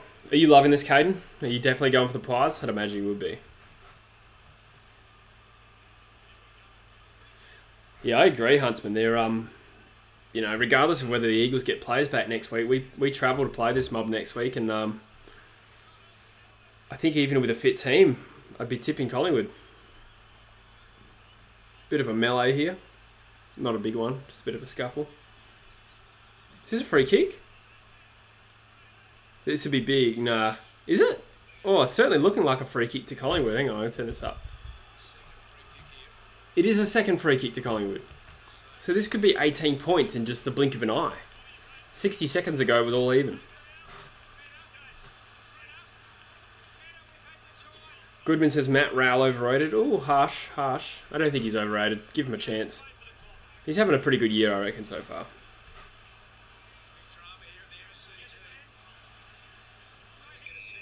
Mitch says, is this what is considered a tight game? Both teams seem fairly similar in ability. Yes, so, the context is Geelong were a big team and have been for several years, and Collingwood have been a bit average for the last couple. So, Geelong have the much stronger reputation out of these two. That's a goal. Ginnivan's kicked a good goal. Ginnivan. Having said that, Collingwood have played well all 3 games so far, and Geelong don't quite look themselves. It's a tight game, certainly in the sense that they've been trading goals, but now Collingwood's got pretty much the first real break of the game for 18 points. So yeah, it is a tight game. We'll see if Geelong can respond. I think they will.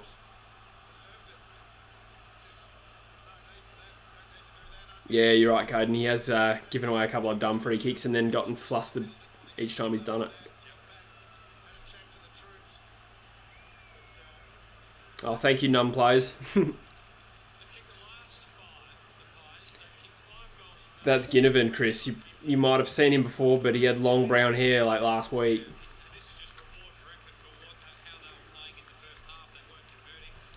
Don't blame me for not recognising.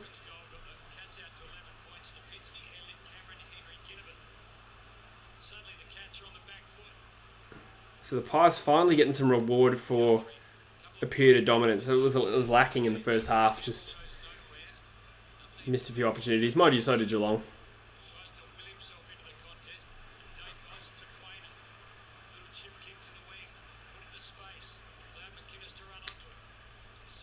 Sidebottom has the ball on the wing. Oh, fuck. He's just knows how much time he has exactly. Took that very casually, but got free.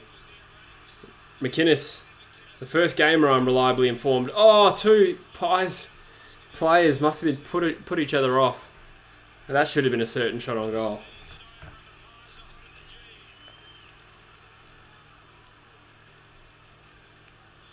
Grass says it's going to be at least 2 out of 6. Yeah, well, I've tipped the Geelong here, so I should get that one wrong at this current point. But the Lions should flog North. G'day, Zach.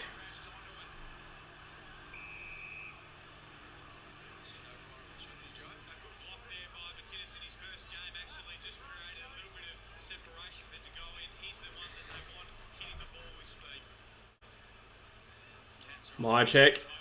DeGoey. He's got a boot to it. Stewart spoiled it out of bounds. So it's deep in Collingwood's forward pocket again. They do definitely seem to have a lot more run and carry than Geelong. Geelong are moving the ball pretty slow, which is their hallmark of their game. But tonight it's not serving them well. They're not really moving the ball with that much intent. And as Caden says, the Pies' pressure has been really good.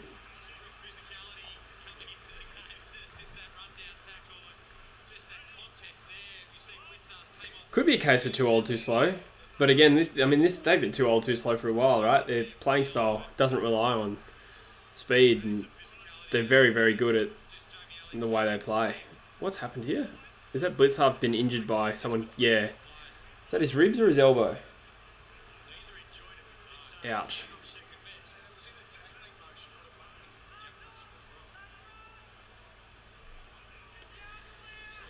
Sometimes a new coach is all a team needs. McRae ushering in a new era for Collingwood. He's had a remarkable start, to be honest, if they go 3-0 here. Dacos again. Doubling up. It's not quite 15, I don't reckon. And safely marked by Tom Stewart. He says, who is the most obscure footballer you've seen in real life? Trent Dennis-Lane, I remember that.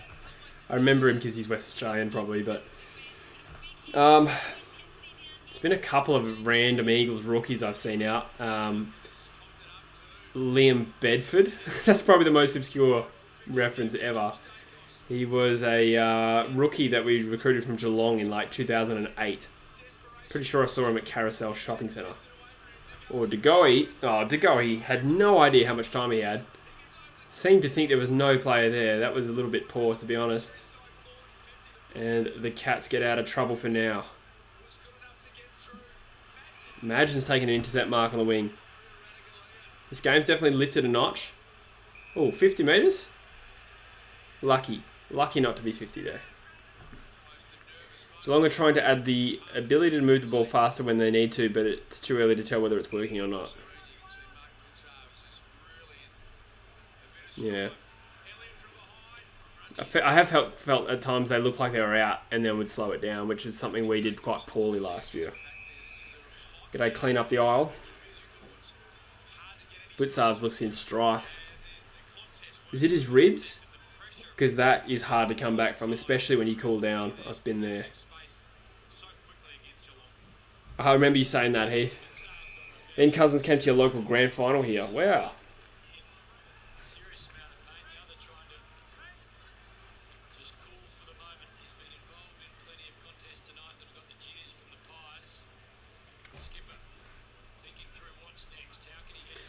Caden says, this footy is living in the Cats' defence. It is, yeah. Collingwood have dominated territory this quarter. And here's Elliott. Oh, he's a sharpshooter. I was about to say, he's hit the goal. I was about to say the Pies are probably a goal or two from really breaking the back of from Geelong here. The game's not won yet, but they're finally getting some reward for effort. Reward for dominance. Massive performance from them so far. Detroit.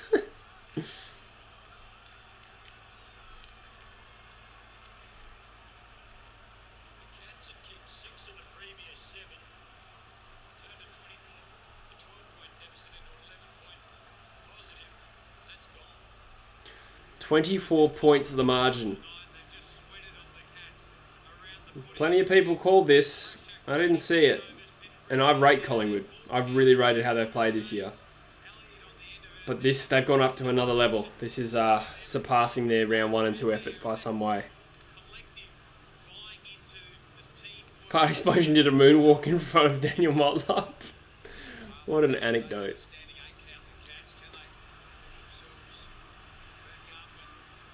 I once did the worm in front of Quinton Lynch. Oliver Henry wrapped up. Feel like in a couple of years when he's got a bit more core strength, he'd be able to shrug that off. But Collingwood are in there, 450 again. Reef McInnes. Oh, wow. Wasn't kept in. Chris says, bit too late for the Cats, should be in bed. Jared Roughhead came to your primary school. Hawthorn go to all the schools in the outer east of Vic. He ended up kicking a toe at the length of our school football oval. Oh my god. DeGoey. Oh my god, that's a goal. They are dangerous, the Pies. Very, very dangerous. What a goal. Far out. Well, if you weren't convinced about the Pies before this game, I reckon they've made a huge statement so far. Haven't won the game yet, but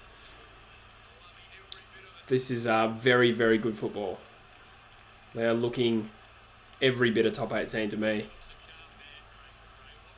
I once did the robot in front of Mitch Morton.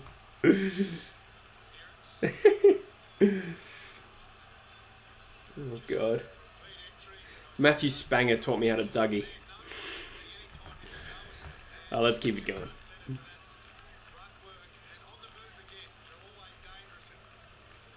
Yeah, I wish I tipped the Pies too. This is looking more and more like their night. So, a clumsy clearance finds Reef. They're going for it again. This is one-way traffic at the moment. Geelong can't really staunch the bleeding. Elliott finds the ball, sets up Josh Dacos. DeGoey has a chance here. No way. Oh, touch through. Kane says it's the greatest brand of footy. It's hectic. It's a bloody good football. Really good. 10 inside 50s at least in a row, according to my screen. And 7 goals in a row. Tom Stewart racks up some fantasy points for me. Will Collingwood choke? I mean, Geelong are a good team. They could win this, but you'd be a brave man to tip that now. But they win the ball back. Dacos keeps it in.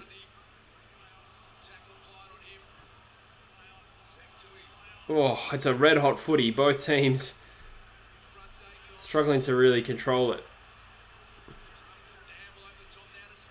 Couple of double touches in there have made it hard for the Cats. Both sides tackling with reasonable intent, but it's good. Ball's gone out of bounds. 7 minutes to go. Out of bounds. I once walked past Stephen Salopek breakdancing unprompted.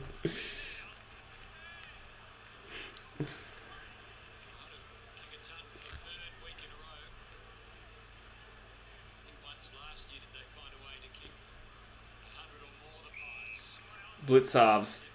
Oh, there's a player out there. Who is that? Is that Holmes? It is. Elementary, my dear Max. Huh? Good? No?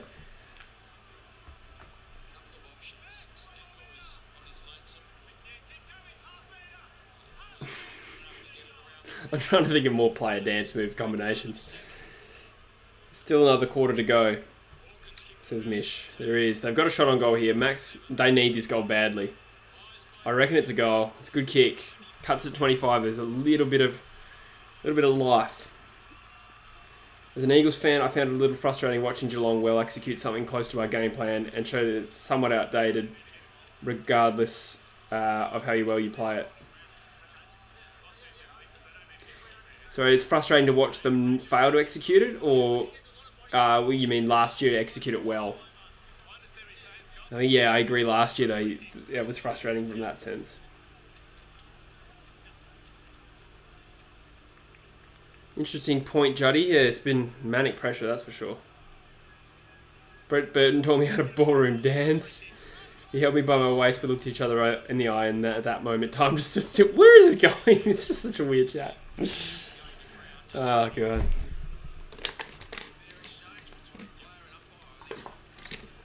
I remember seeing Troy Simmons popping and locking down at Revolver nightclub. Taylor Adams sends it 20 metres out directly in front. Darcy Cameron has lost DeConing. So that's another one. DeConing is pronounced DeConing, not DeConning.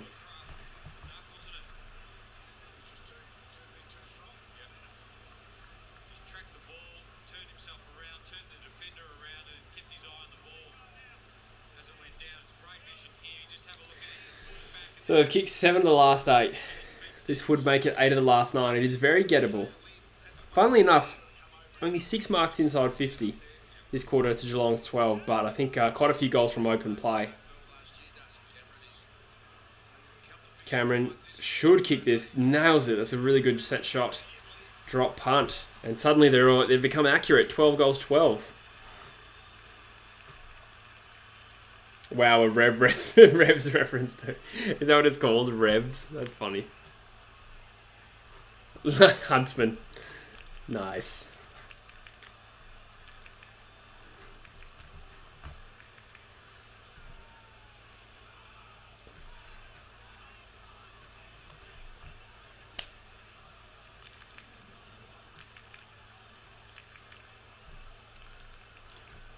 Anyone seen that rare footage of Andreas Everett doing the cat daddy? I'm going to tinkle. I always got to tinkle. I pee a lot. You would have noticed this by now, but it's more evident because there's no one else on the stream. There was about to be someone on the stream, if you know what I mean.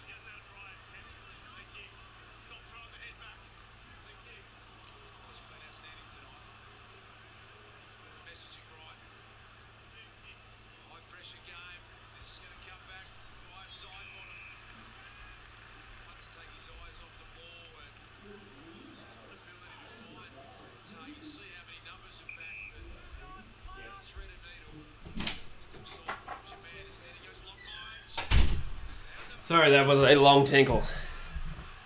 I just, Oh, another goal. Holy shit.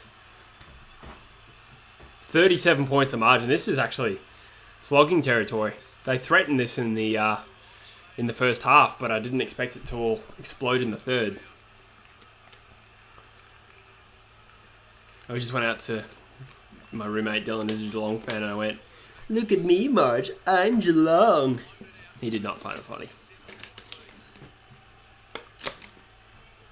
I did the squirrel tackle on Cameron Cloak too. God.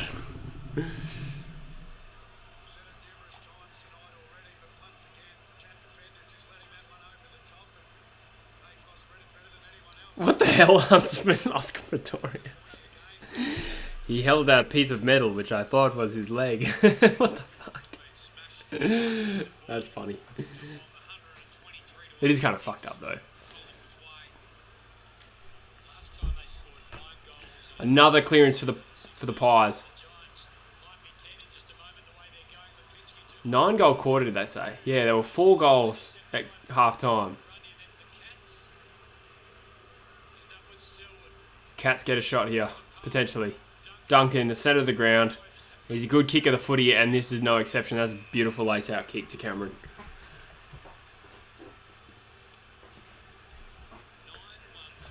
It was a tight game, and then the third quarter happened. Yeah, since you said that, Mish, it's been one-way traffic. Collingwood give me some Suns vibes in the sense they'll look kind of solid but fall apart. I don't know. I think the way they're playing is a lot better brand of football than I've ever seen from the Suns, to be honest. Cameron's kicked a good goal. They needed that. 9 goals, 5, sorry. I see a shrink daily.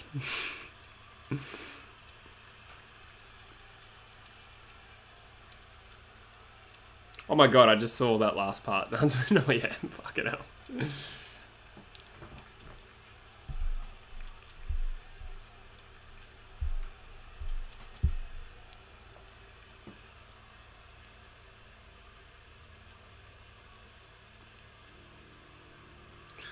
So, 31 points with just over a quarter to go. Geelong are the sort of team who could reel this back in, but it doesn't. On all the evidence so far, Collingwood would have been a far better team. Oh, Radical, he is hurt. It's either shin or high ankle.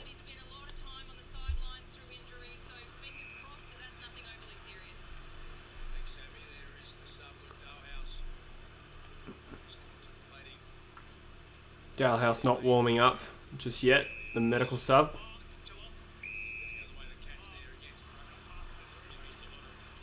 Horn Francis on 28. Dacos 56. Tom Stewart 81.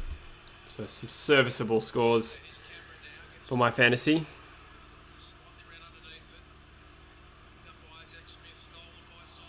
Ariella reckons Freo are going to get smashed. Nah, they'll win.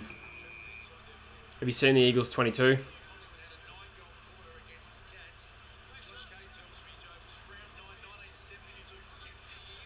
Oh my god, Huntsman.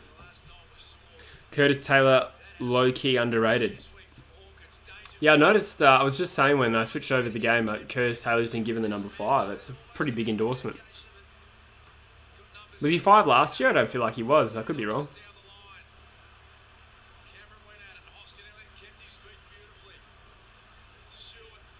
Oh, out of bounds. 2 minutes to go in this term. Geelong will want one.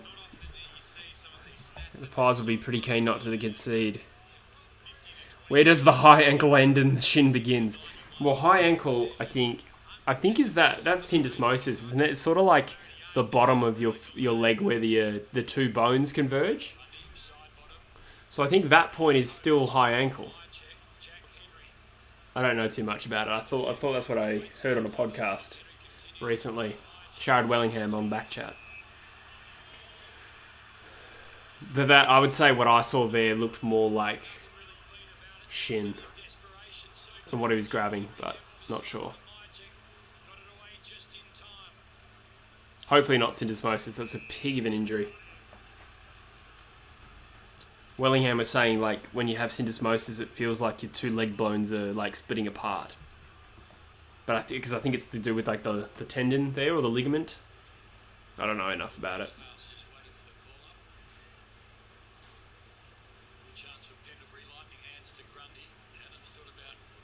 Lightning hands to Grundy. Sounds like a... Yeah, I was going to make a joke there, but I think I'll refrain.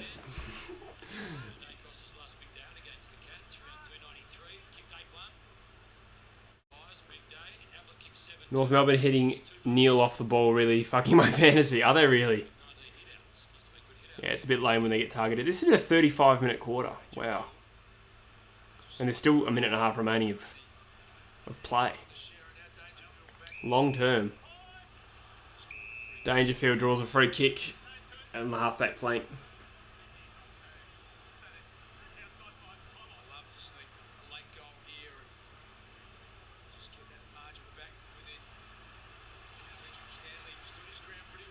Out of bounds on the wing. Yeah, Chris, I've watched a lot of them. I've watched, I mostly watch the Eagles ones, but, yeah, I'm halfway through the Wellingham one. The Jetta one was great. The Sheed one was really good. Barras, really good. And I'm part of the way through Venables as well.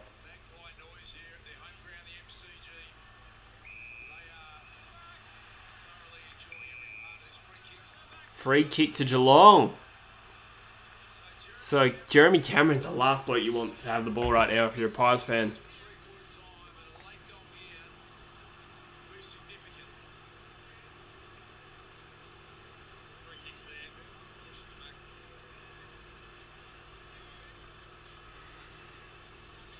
He's kicked 3 from 5 disposals, Jeremy Cameron. This could be 4 from 6. Pretty good going. Or he's hung it out to the left, I reckon. So it's an even 5 goals.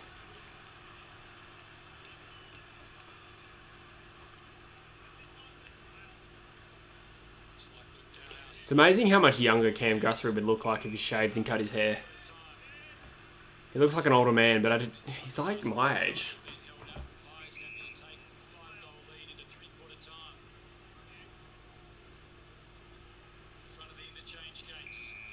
Dangerfield takes a mark, so they might have one last roll of the dice, to quote Dwayne Russell. Dangerfield sends it deep, penetrating kick. Good mark there from Darcy Cameron. And they should get out of trouble here. Reef, don't know how much of the ball he's had, but I've really noticed in this quarter. Good player.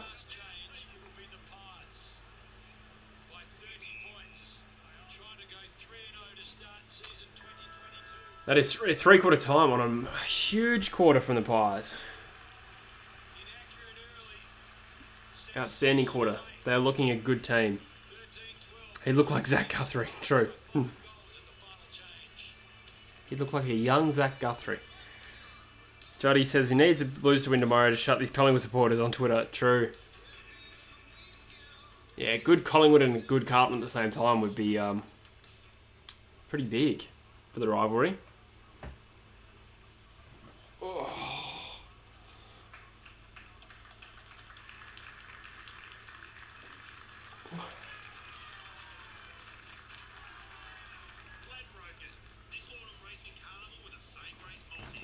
Hunt Smith says, Jesse, get your phone. I don't know where my phone is, man.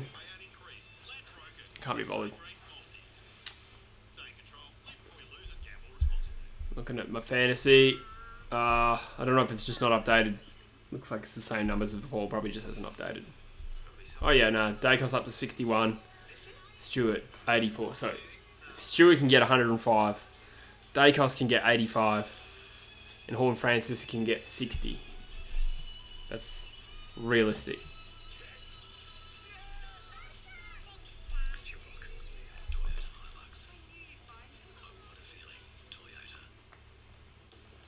None plays I says I have no hope for the flag. I just want top 8. Yeah, I'm in the same boat, buddy.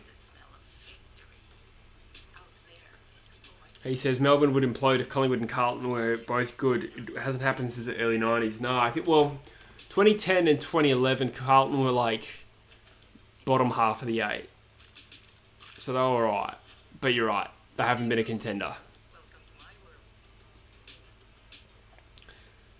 Carlton should go 4-0 if we beat the Hawks and Suns. Yeah. I think you could do, and then you'll play Port Adelaide at the G. There's a chance of 5-0.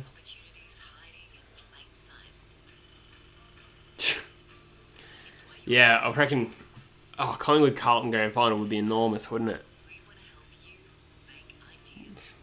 Doubt it will happen this year, but maybe in like 4 years.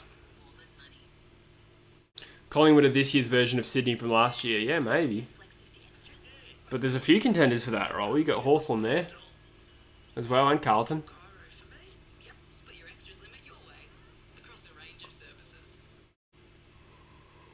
Oh, see what's going on in the other game. Oh, single man live streams time me out.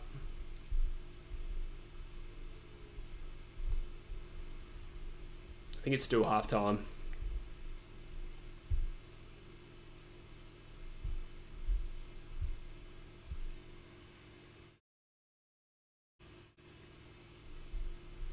I'll chuck the cricket on, shall I? Are we 3 for 6? Scores... Oh, 3 for 11. But we were 3 for 6. What the fuck? 3 for 11 off 6 overs.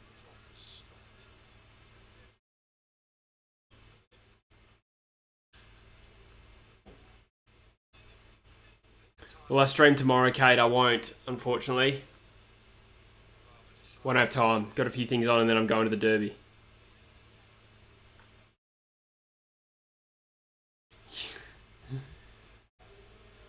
Oh, man.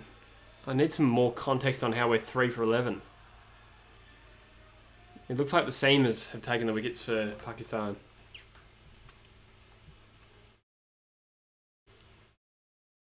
Anthony says, Hinkley gone by round 11. Big call.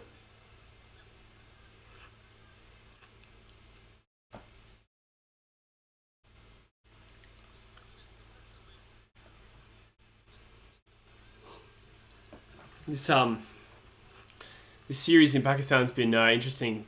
They've all been batting Rhodes. Hasn't made for entertaining cricket at all.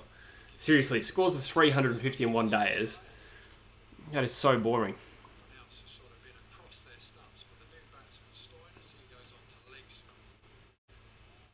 But if you're 3 for 11 after 6, it makes it very hard to score the necessary 350 runs to win.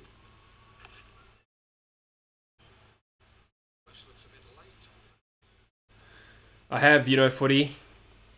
It's not as bad as I was expecting, but I don't know if it's a winning team, unfortunately. Yeah, Kev, you must be pretty happy right now.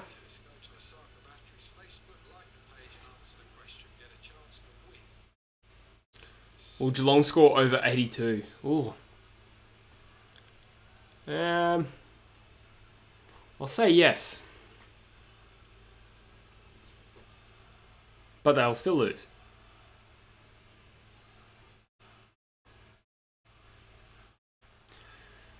Heath asks, where does Joel Selwood rank in all-time captains? I guess we'll have to define it like in terms of quality of player while captain or the actual role of being captain. It's a hard one to assess.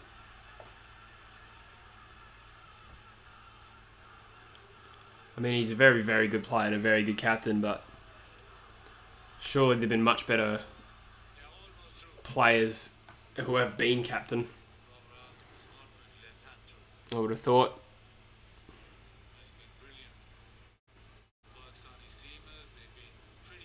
I can probably think of two from West Coast that were better, Cuz and Judd, as actual players, not necessarily captains.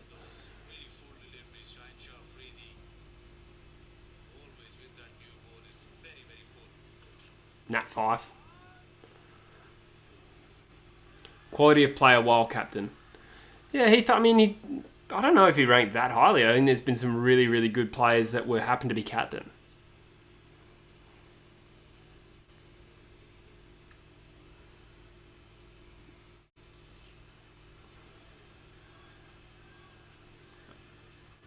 I mean, has Joel Selwood ever really been the best player in the comp? I don't think he's even really been that close, to be honest. But he's a very, very good player. He's an A-grader.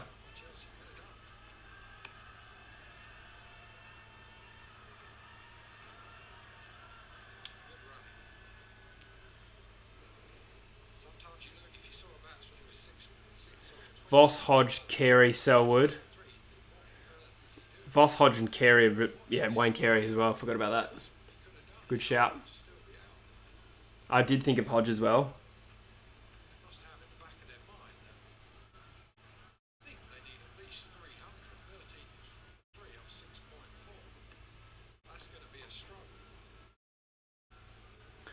What do you think of Jamie Graham coaching Freo against your side? Yeah, it's a strange one. He'd probably be the first person to coach both West Coast and Fremantle because he was head coach for us for one game as well when Simpson missed. But it's good for him. I think he's a great person, Jamie Graham, from all reports. So I'm happy he's getting his opportunity. Voss, Hodge, Carey would all be above him. Yeah, I agree.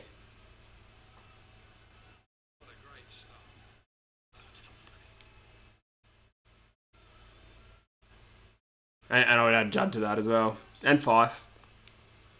But then again, there's nuance to it. Fife wasn't captain when he was elite. Whereas now he's captain, he's still been good. Was he captain in 2019? Maybe he was, actually. Fife. In which case I'd include him. Judd won a Brownlow as captain as well.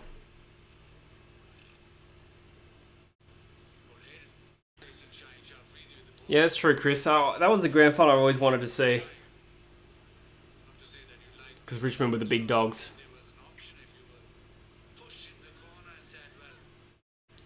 Darcy and Sarong, two main outs for the Dockers. Yeah, those are big outs. Their midfield is shallow, particularly without a good ruck in Darcy. Lloyd Meek's still good.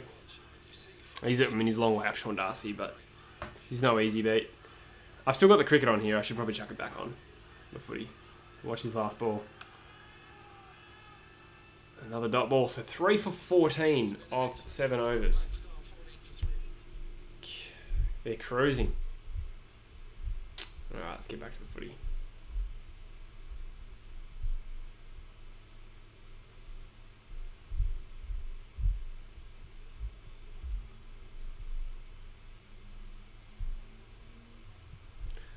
God damn it, I always lose the footy when I try and change things here. Aha.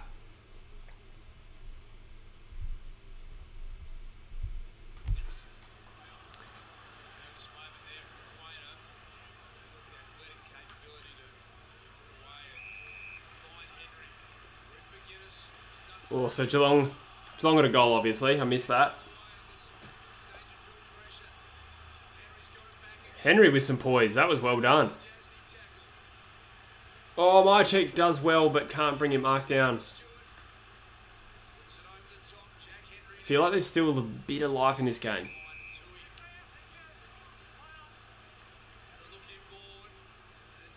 Yeah, that's a fair point, Heath.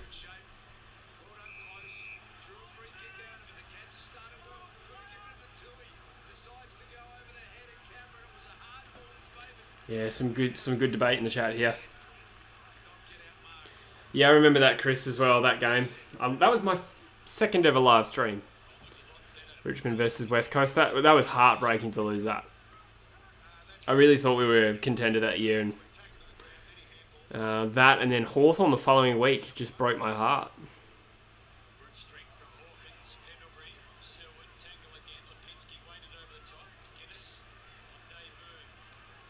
"17 minutes remaining in this game. 4 goals a margin." Chris says, pretty sure we lost that by a kick. Yeah, I think it was just the Jack Rewalt's goal. It was all even and then he kicked a goal. Barras had a shocker that game. I like Barras. He's a good bloke. But he just gave away so many bad shots on goal that game. That was very frustrating. Another one everyone pronounces his name wrong. It's actually Barras. Even I say it wrong. I say Barras, but it's Barras. Or DeGoey. Chance to create something here. Quaino has been good most of the day. Well, all day, really.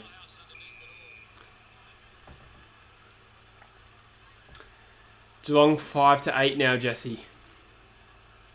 Maybe. I don't think there's a clear third and fourth team yet. But they certainly don't look like a top 4 side right now, do they? Collingwood would have been good.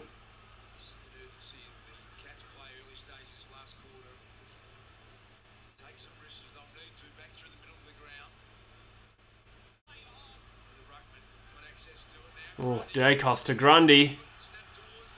It should be marked, and it is. Henry.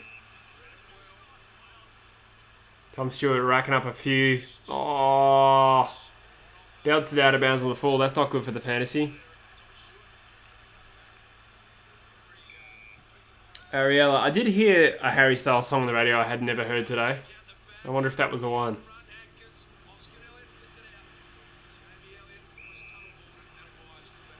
Throw, yeah, he has thrown that.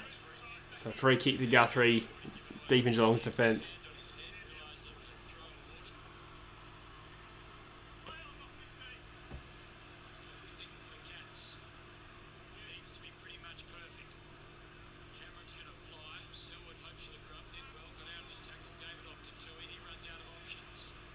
Geelong mop up here. They could be out of trouble for a moment.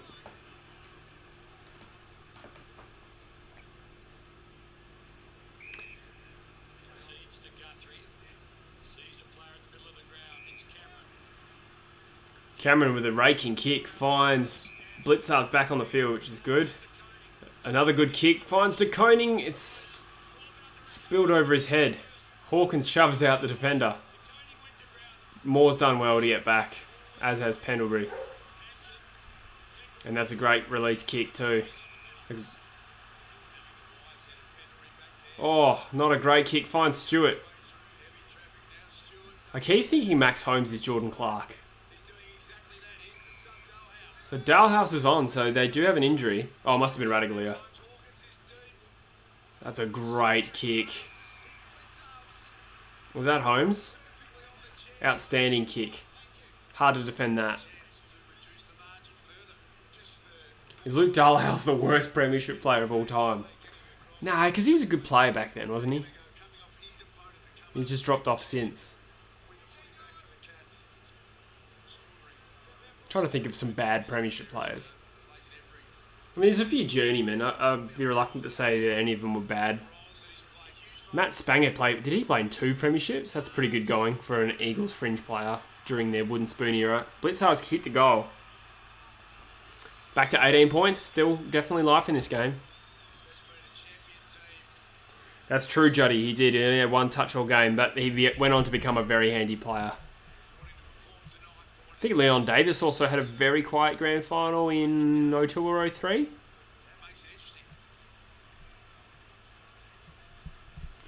I think that's harsh, Heath. Dowhouse was alright for a while. He was a pretty good player at one point.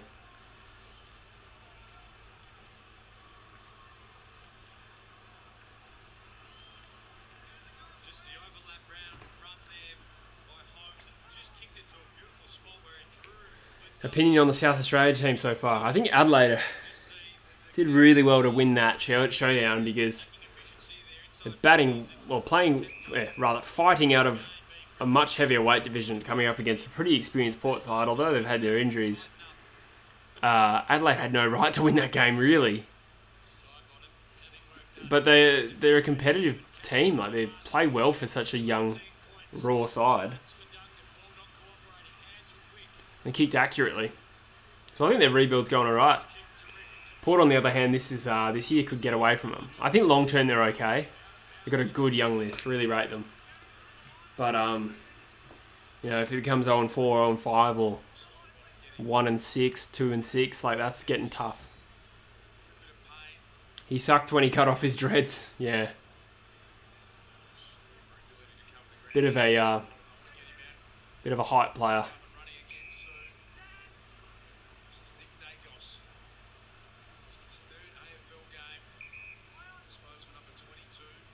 Dacos, good kick, but it's spoiled anyway. He's starting to accumulate a fair bit of the ball, Dacos. Holmes is playing pretty well, eh? Oh, courageous by Nick Dacos. Close. Holmes again involved in this chain. Stengel. Oh, they couldn't, could they? Cameron. I feel like Moore definitely got a hand on that, but they generally pay man in front.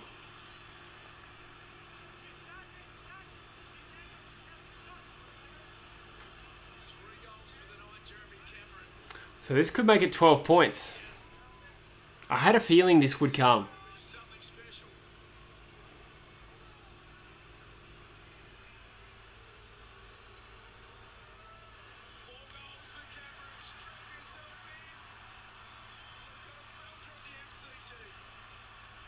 He's kicked it.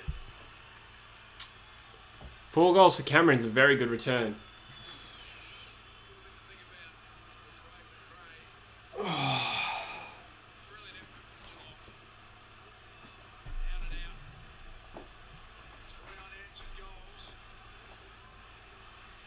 So 12 points with 12 minutes to go. Oh, that's nice, Heath. I didn't realise that Mickey O did. That's cool. He was a good player. Remember him very well from that 05-06 era.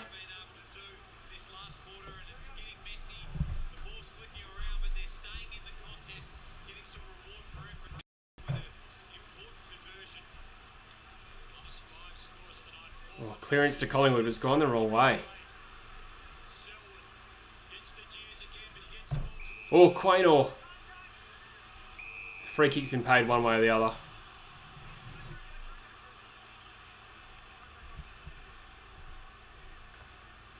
So Collingwood have a chance here.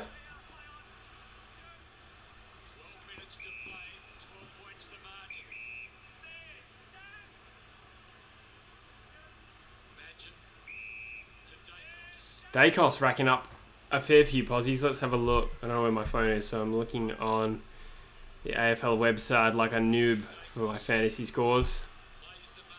74 it's got there. 94 to Tom Stewart, 41 Horn Francis.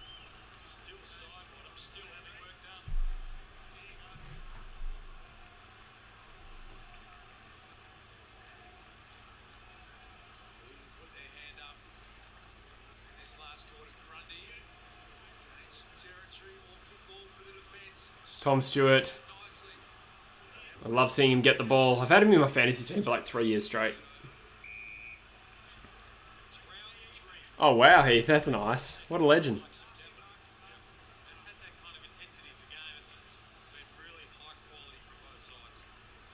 Wow. That's nice of him.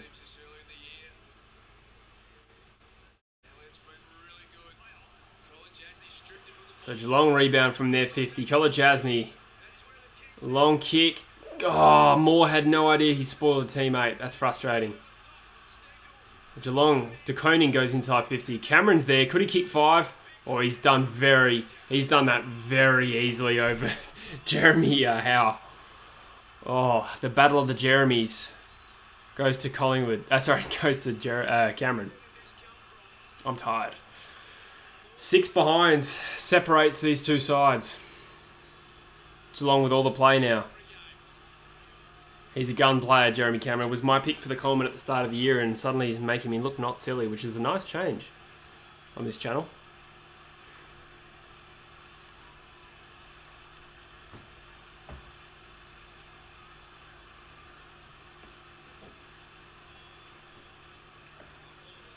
Gee, what was the margin? It was out to 37 at one point, so Geelong have kicked 5 in a row here.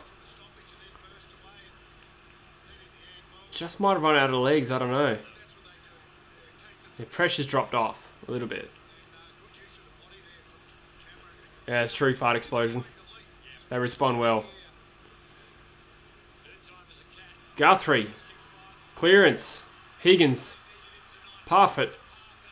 Now, Brad Close has it on the edge of the 50. He's marked it.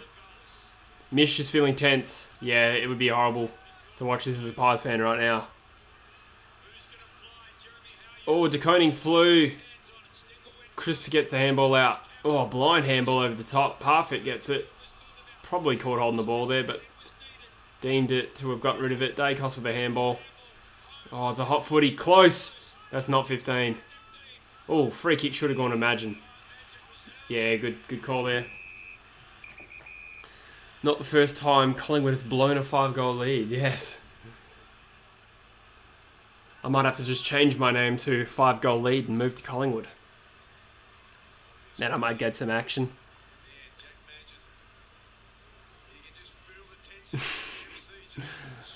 What a weird joke to make. Oh, that's well done by Reef. Stewart's run the ball out of bounds. Time left is 9 minutes 38 of game time. Robin. Fight Explosion hopes Geelong win for the sake of my tips. Yeah, I feel like pretty cruisy right now. I want to get my tip right, but I kind of want Collingwood to win as well.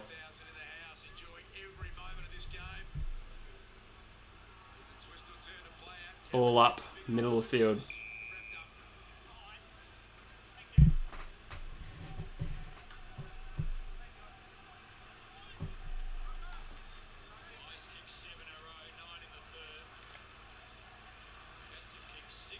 It's a tense game. Everyone drop your tips. Who you think wins from here? Someone asked if they would score 84. They're on 84, the Cats. Feels like they will, especially now that Close snaps. It's a goal. Wow. They have erased this 6-goal margin. It is all even at the G. Need to win the slab of beer for my tipping comp. Outstanding. Not only have Geelong come back, but they've done it in half a quarter. They are a good team underneath.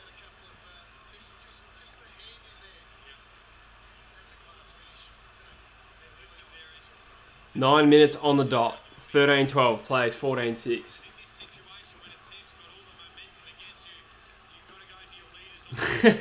Well said, Fart Explosion. Definitely picked the right game to stream today.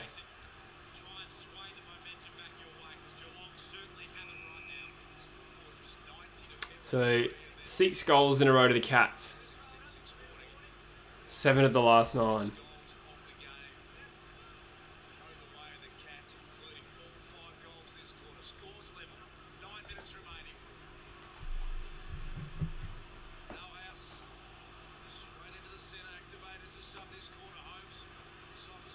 Quaino has been good. I keep saying that, but I just really like him. Out of bounds on the full. So Geelong get a free kick here, halfway on the halfway up the wing. Yeah, Mitch, you chose a bad time to have a nap. They've just eradicated that lead.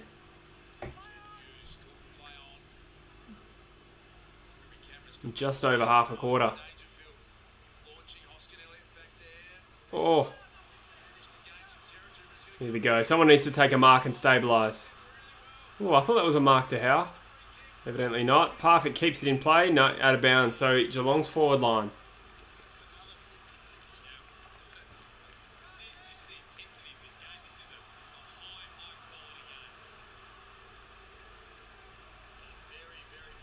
Ah, well pointed out, Graz. G'day, John.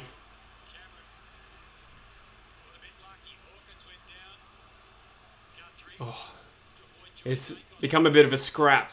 Some tired bodies out there. Lots of tackles, lots of ball ups.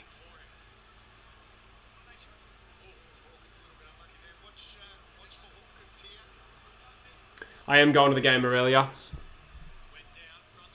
Sorry. Ariella. Free kick, Collingwood.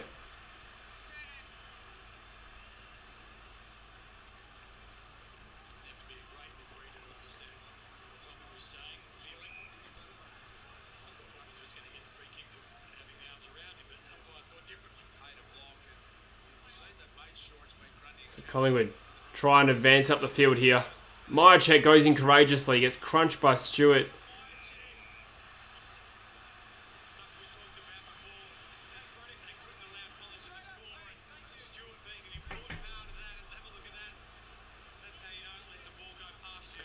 Good courage.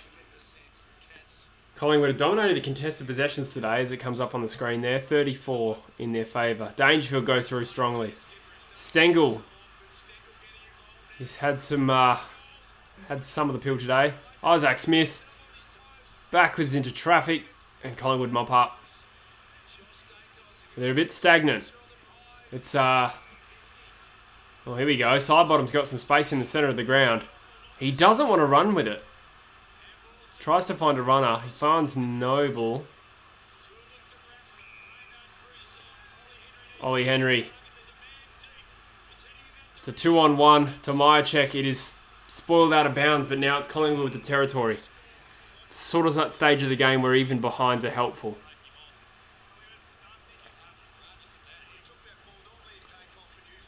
Jeez, Mish. How many coffees are you going through? That's impressive. How old are you, for a start? I didn't start drinking coffee till I was 23. And I still try and stick to one coffee a day.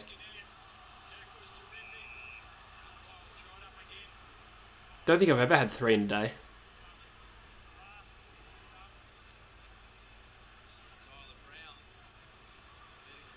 Stewart has been very prominent in the second half. He's been really good, yeah, in this quarter as well. Selwood copped some boos. He's got the ball 30 metres from his own goal.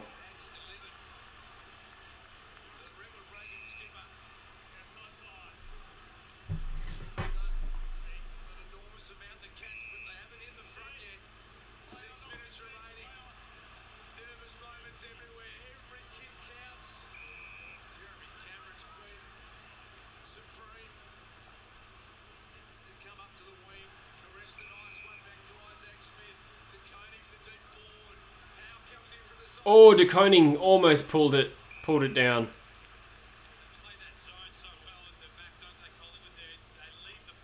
Tom Stewart, 103, leads the fantasy contenders. Gee, Jamie Elliott's had a good game, 2 and 25.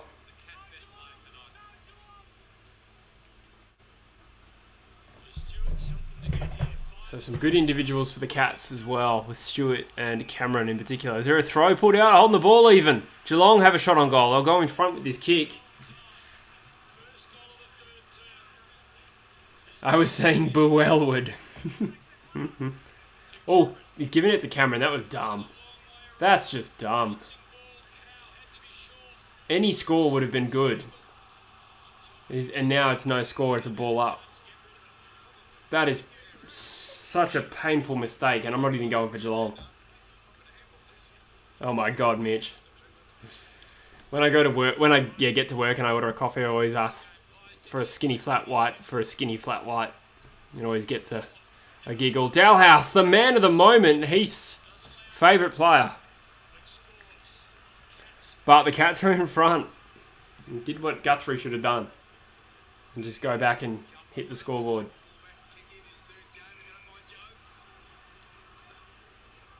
Imagine with a inexplicable kick to a pack of cats, but it's fallen out of bounds luckily.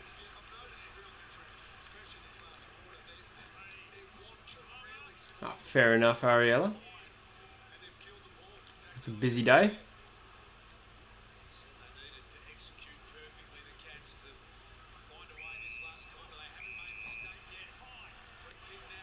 Free kick, Grundy. Half-back flank. I feel like Dacos has actually, been in amongst the 89. He's played well for a young third gamer. Hot contests. Has not gone missing at all. Reef draws the high free kick. Well done. Although it happened to be against Tom Stewart. Damn you.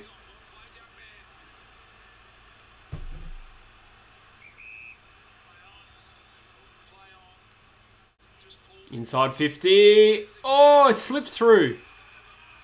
Jeez, that should not have been a mark to Jamie Elliott. Let's see the replay.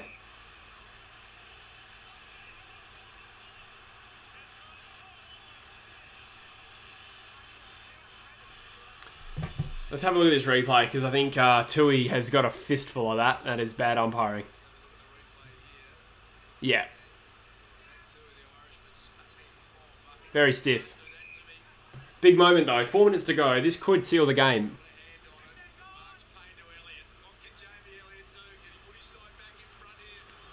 He's kicked 2. He's missed. And frankly, I'm glad he's missed. Don't want the game decided like that. That was shocking.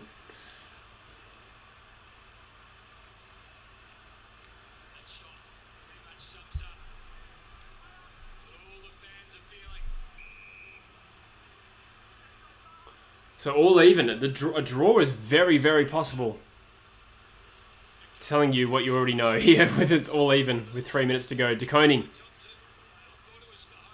Ball is out of bounds halfway up the ground. Slightly closer to Collingwood's goal. Almost feel like certainly next goal would be very close to winning it. Ah, good call, Graz.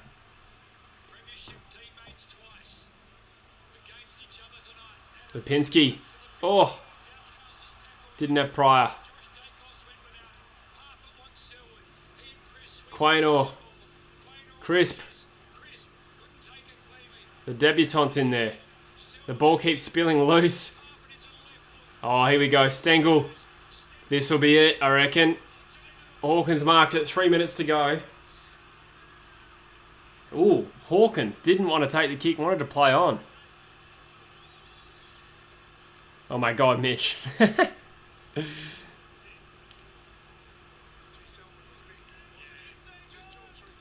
What special song do you think, Fart Explosion? Something by Janet Jackson. Next goal wins. Hawkins. He's pushed it left, but a score still helps a lot. Tell you what, if it's a draw, Cam Guthrie will be feeling a bit guilty.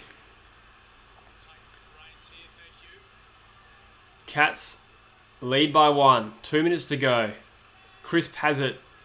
30 metres out from his own goal. Gives it back to Pendlebury's. Never a bad idea. I was going to say never a bad idea, and he's turned it over.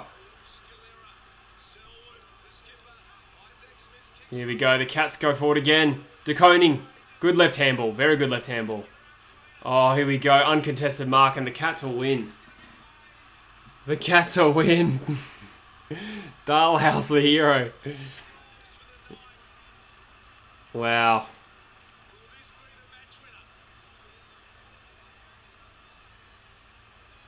Hard to imagine him missing this.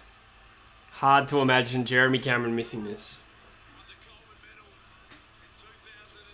This will break Collingwood hearts. They were 6 goals up. He's kicked a goal. There you go.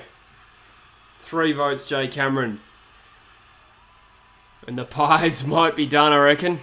They need 2 goals. I think that's it. What an enormous last quarter.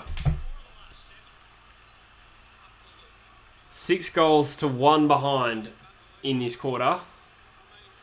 And they got... Did they get the last 2 or 3 before that? So it's at least 8 goals in a row. It was 90 plays 53, wasn't it? Is that right? Oh, mate. Maybe they kicked 7 in a row to nothing.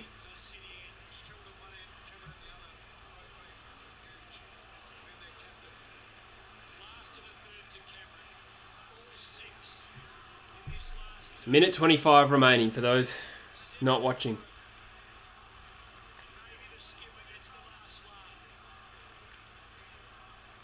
Jeez. Pies burnt out poorly, but the Cats are a good team.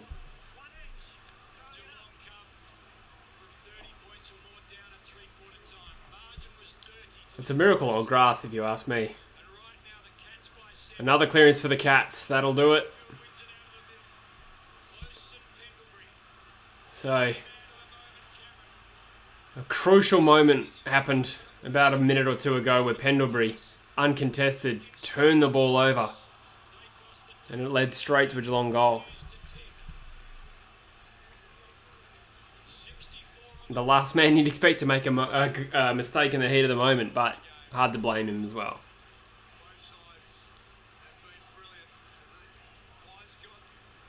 So my tips are preserved. Which is what we're all here to see, isn't it? Cats free kick. That'll do nicely. Stewart's turned up for 100.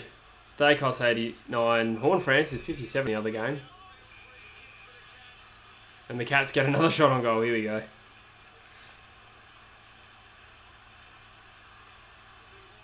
I'm on 14.66 with 7 players to play.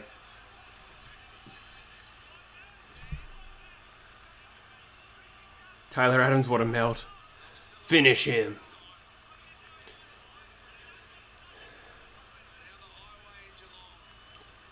(13-13). So we'll end the game with 2 more scoring shots, but we'll lose the game, Collingwood.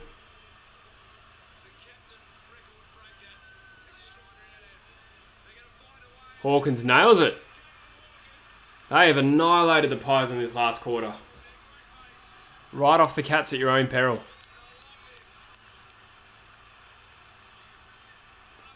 They are a good team. They definitely had them in this. They had this in them. 8 goals in a row to finish the game. Mish says capitulation is completo. Simon says, is this a regular thing that happens in this sport? No, it's quite uncommon, this comeback. Quite uncommon. Not the craziest thing we've ever seen. And when you consider the context of Collingwood being a young side, it would be probably more bizarre if the roles were reversed and Collingwood came back. I'd say that would be more spectacular. But still, an outstanding effort. 37 points, I think the margin was. 30 at three-quarter time. And they've gone down without a welt, to be honest. But they're a young side. And you can expect them to fade out a little bit.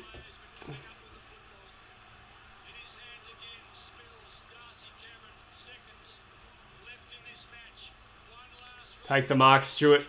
Nah, of course he didn't. That'll be it. Siren goes and the Cats win a classic. It's football's greatest jokes, says Hamish. Wow, great game of football. Very entertaining contest from start to finish. So, I think Collingwood can shake that off a little bit, but it'd be bitterly disappointing to get 37 points up over Geelong and lose the game. Geelong fans would be breathing a sigh of relief, going 1-2. Losing to Collingwood would have been a big dent in their top 4 hopes, but good game regardless. Alright guys, I probably won't hang around too much longer. I am knackered. I am el exhausto, as they say in Spain. But it's been a good stream, guys. Thank you so much for being here. If you could chuck the stream a like before you go, it would be muchos apreciados. Stainey's proud of the team, but he's sad now. Yeah, it must be a weird feeling of mixed... I just got a text from my roommate saying, "You eat your words." And then a few other choice comments after that. Yeah, nice, Heath. Seamless. Thank you guys for tuning in. I'll probably call it there. And I'll tune into us getting clapped in the cricket, I think. 4:59. Been a few boundaries. Hit 2 sixes, according to KO. I'll just get the score up. 4:59 off 12.5. Oh, I need a couple of centuries here. Big night at Metros tonight, Chris. No. I'm gonna have a shower and get into bed early and watch How I Met Your Mother. Yeah. How the mighty have fallen. But yeah, thanks guys. I'll see you probably Monday for my next vid, and then hopefully do a stream next weekend sometime. But enjoy your night, guys, and I'll see you at Metros. Sleep tight, homies. And waiting for the stream button to come up. This can be a slow process. And hit end. Still here. Still ending stream. Hey.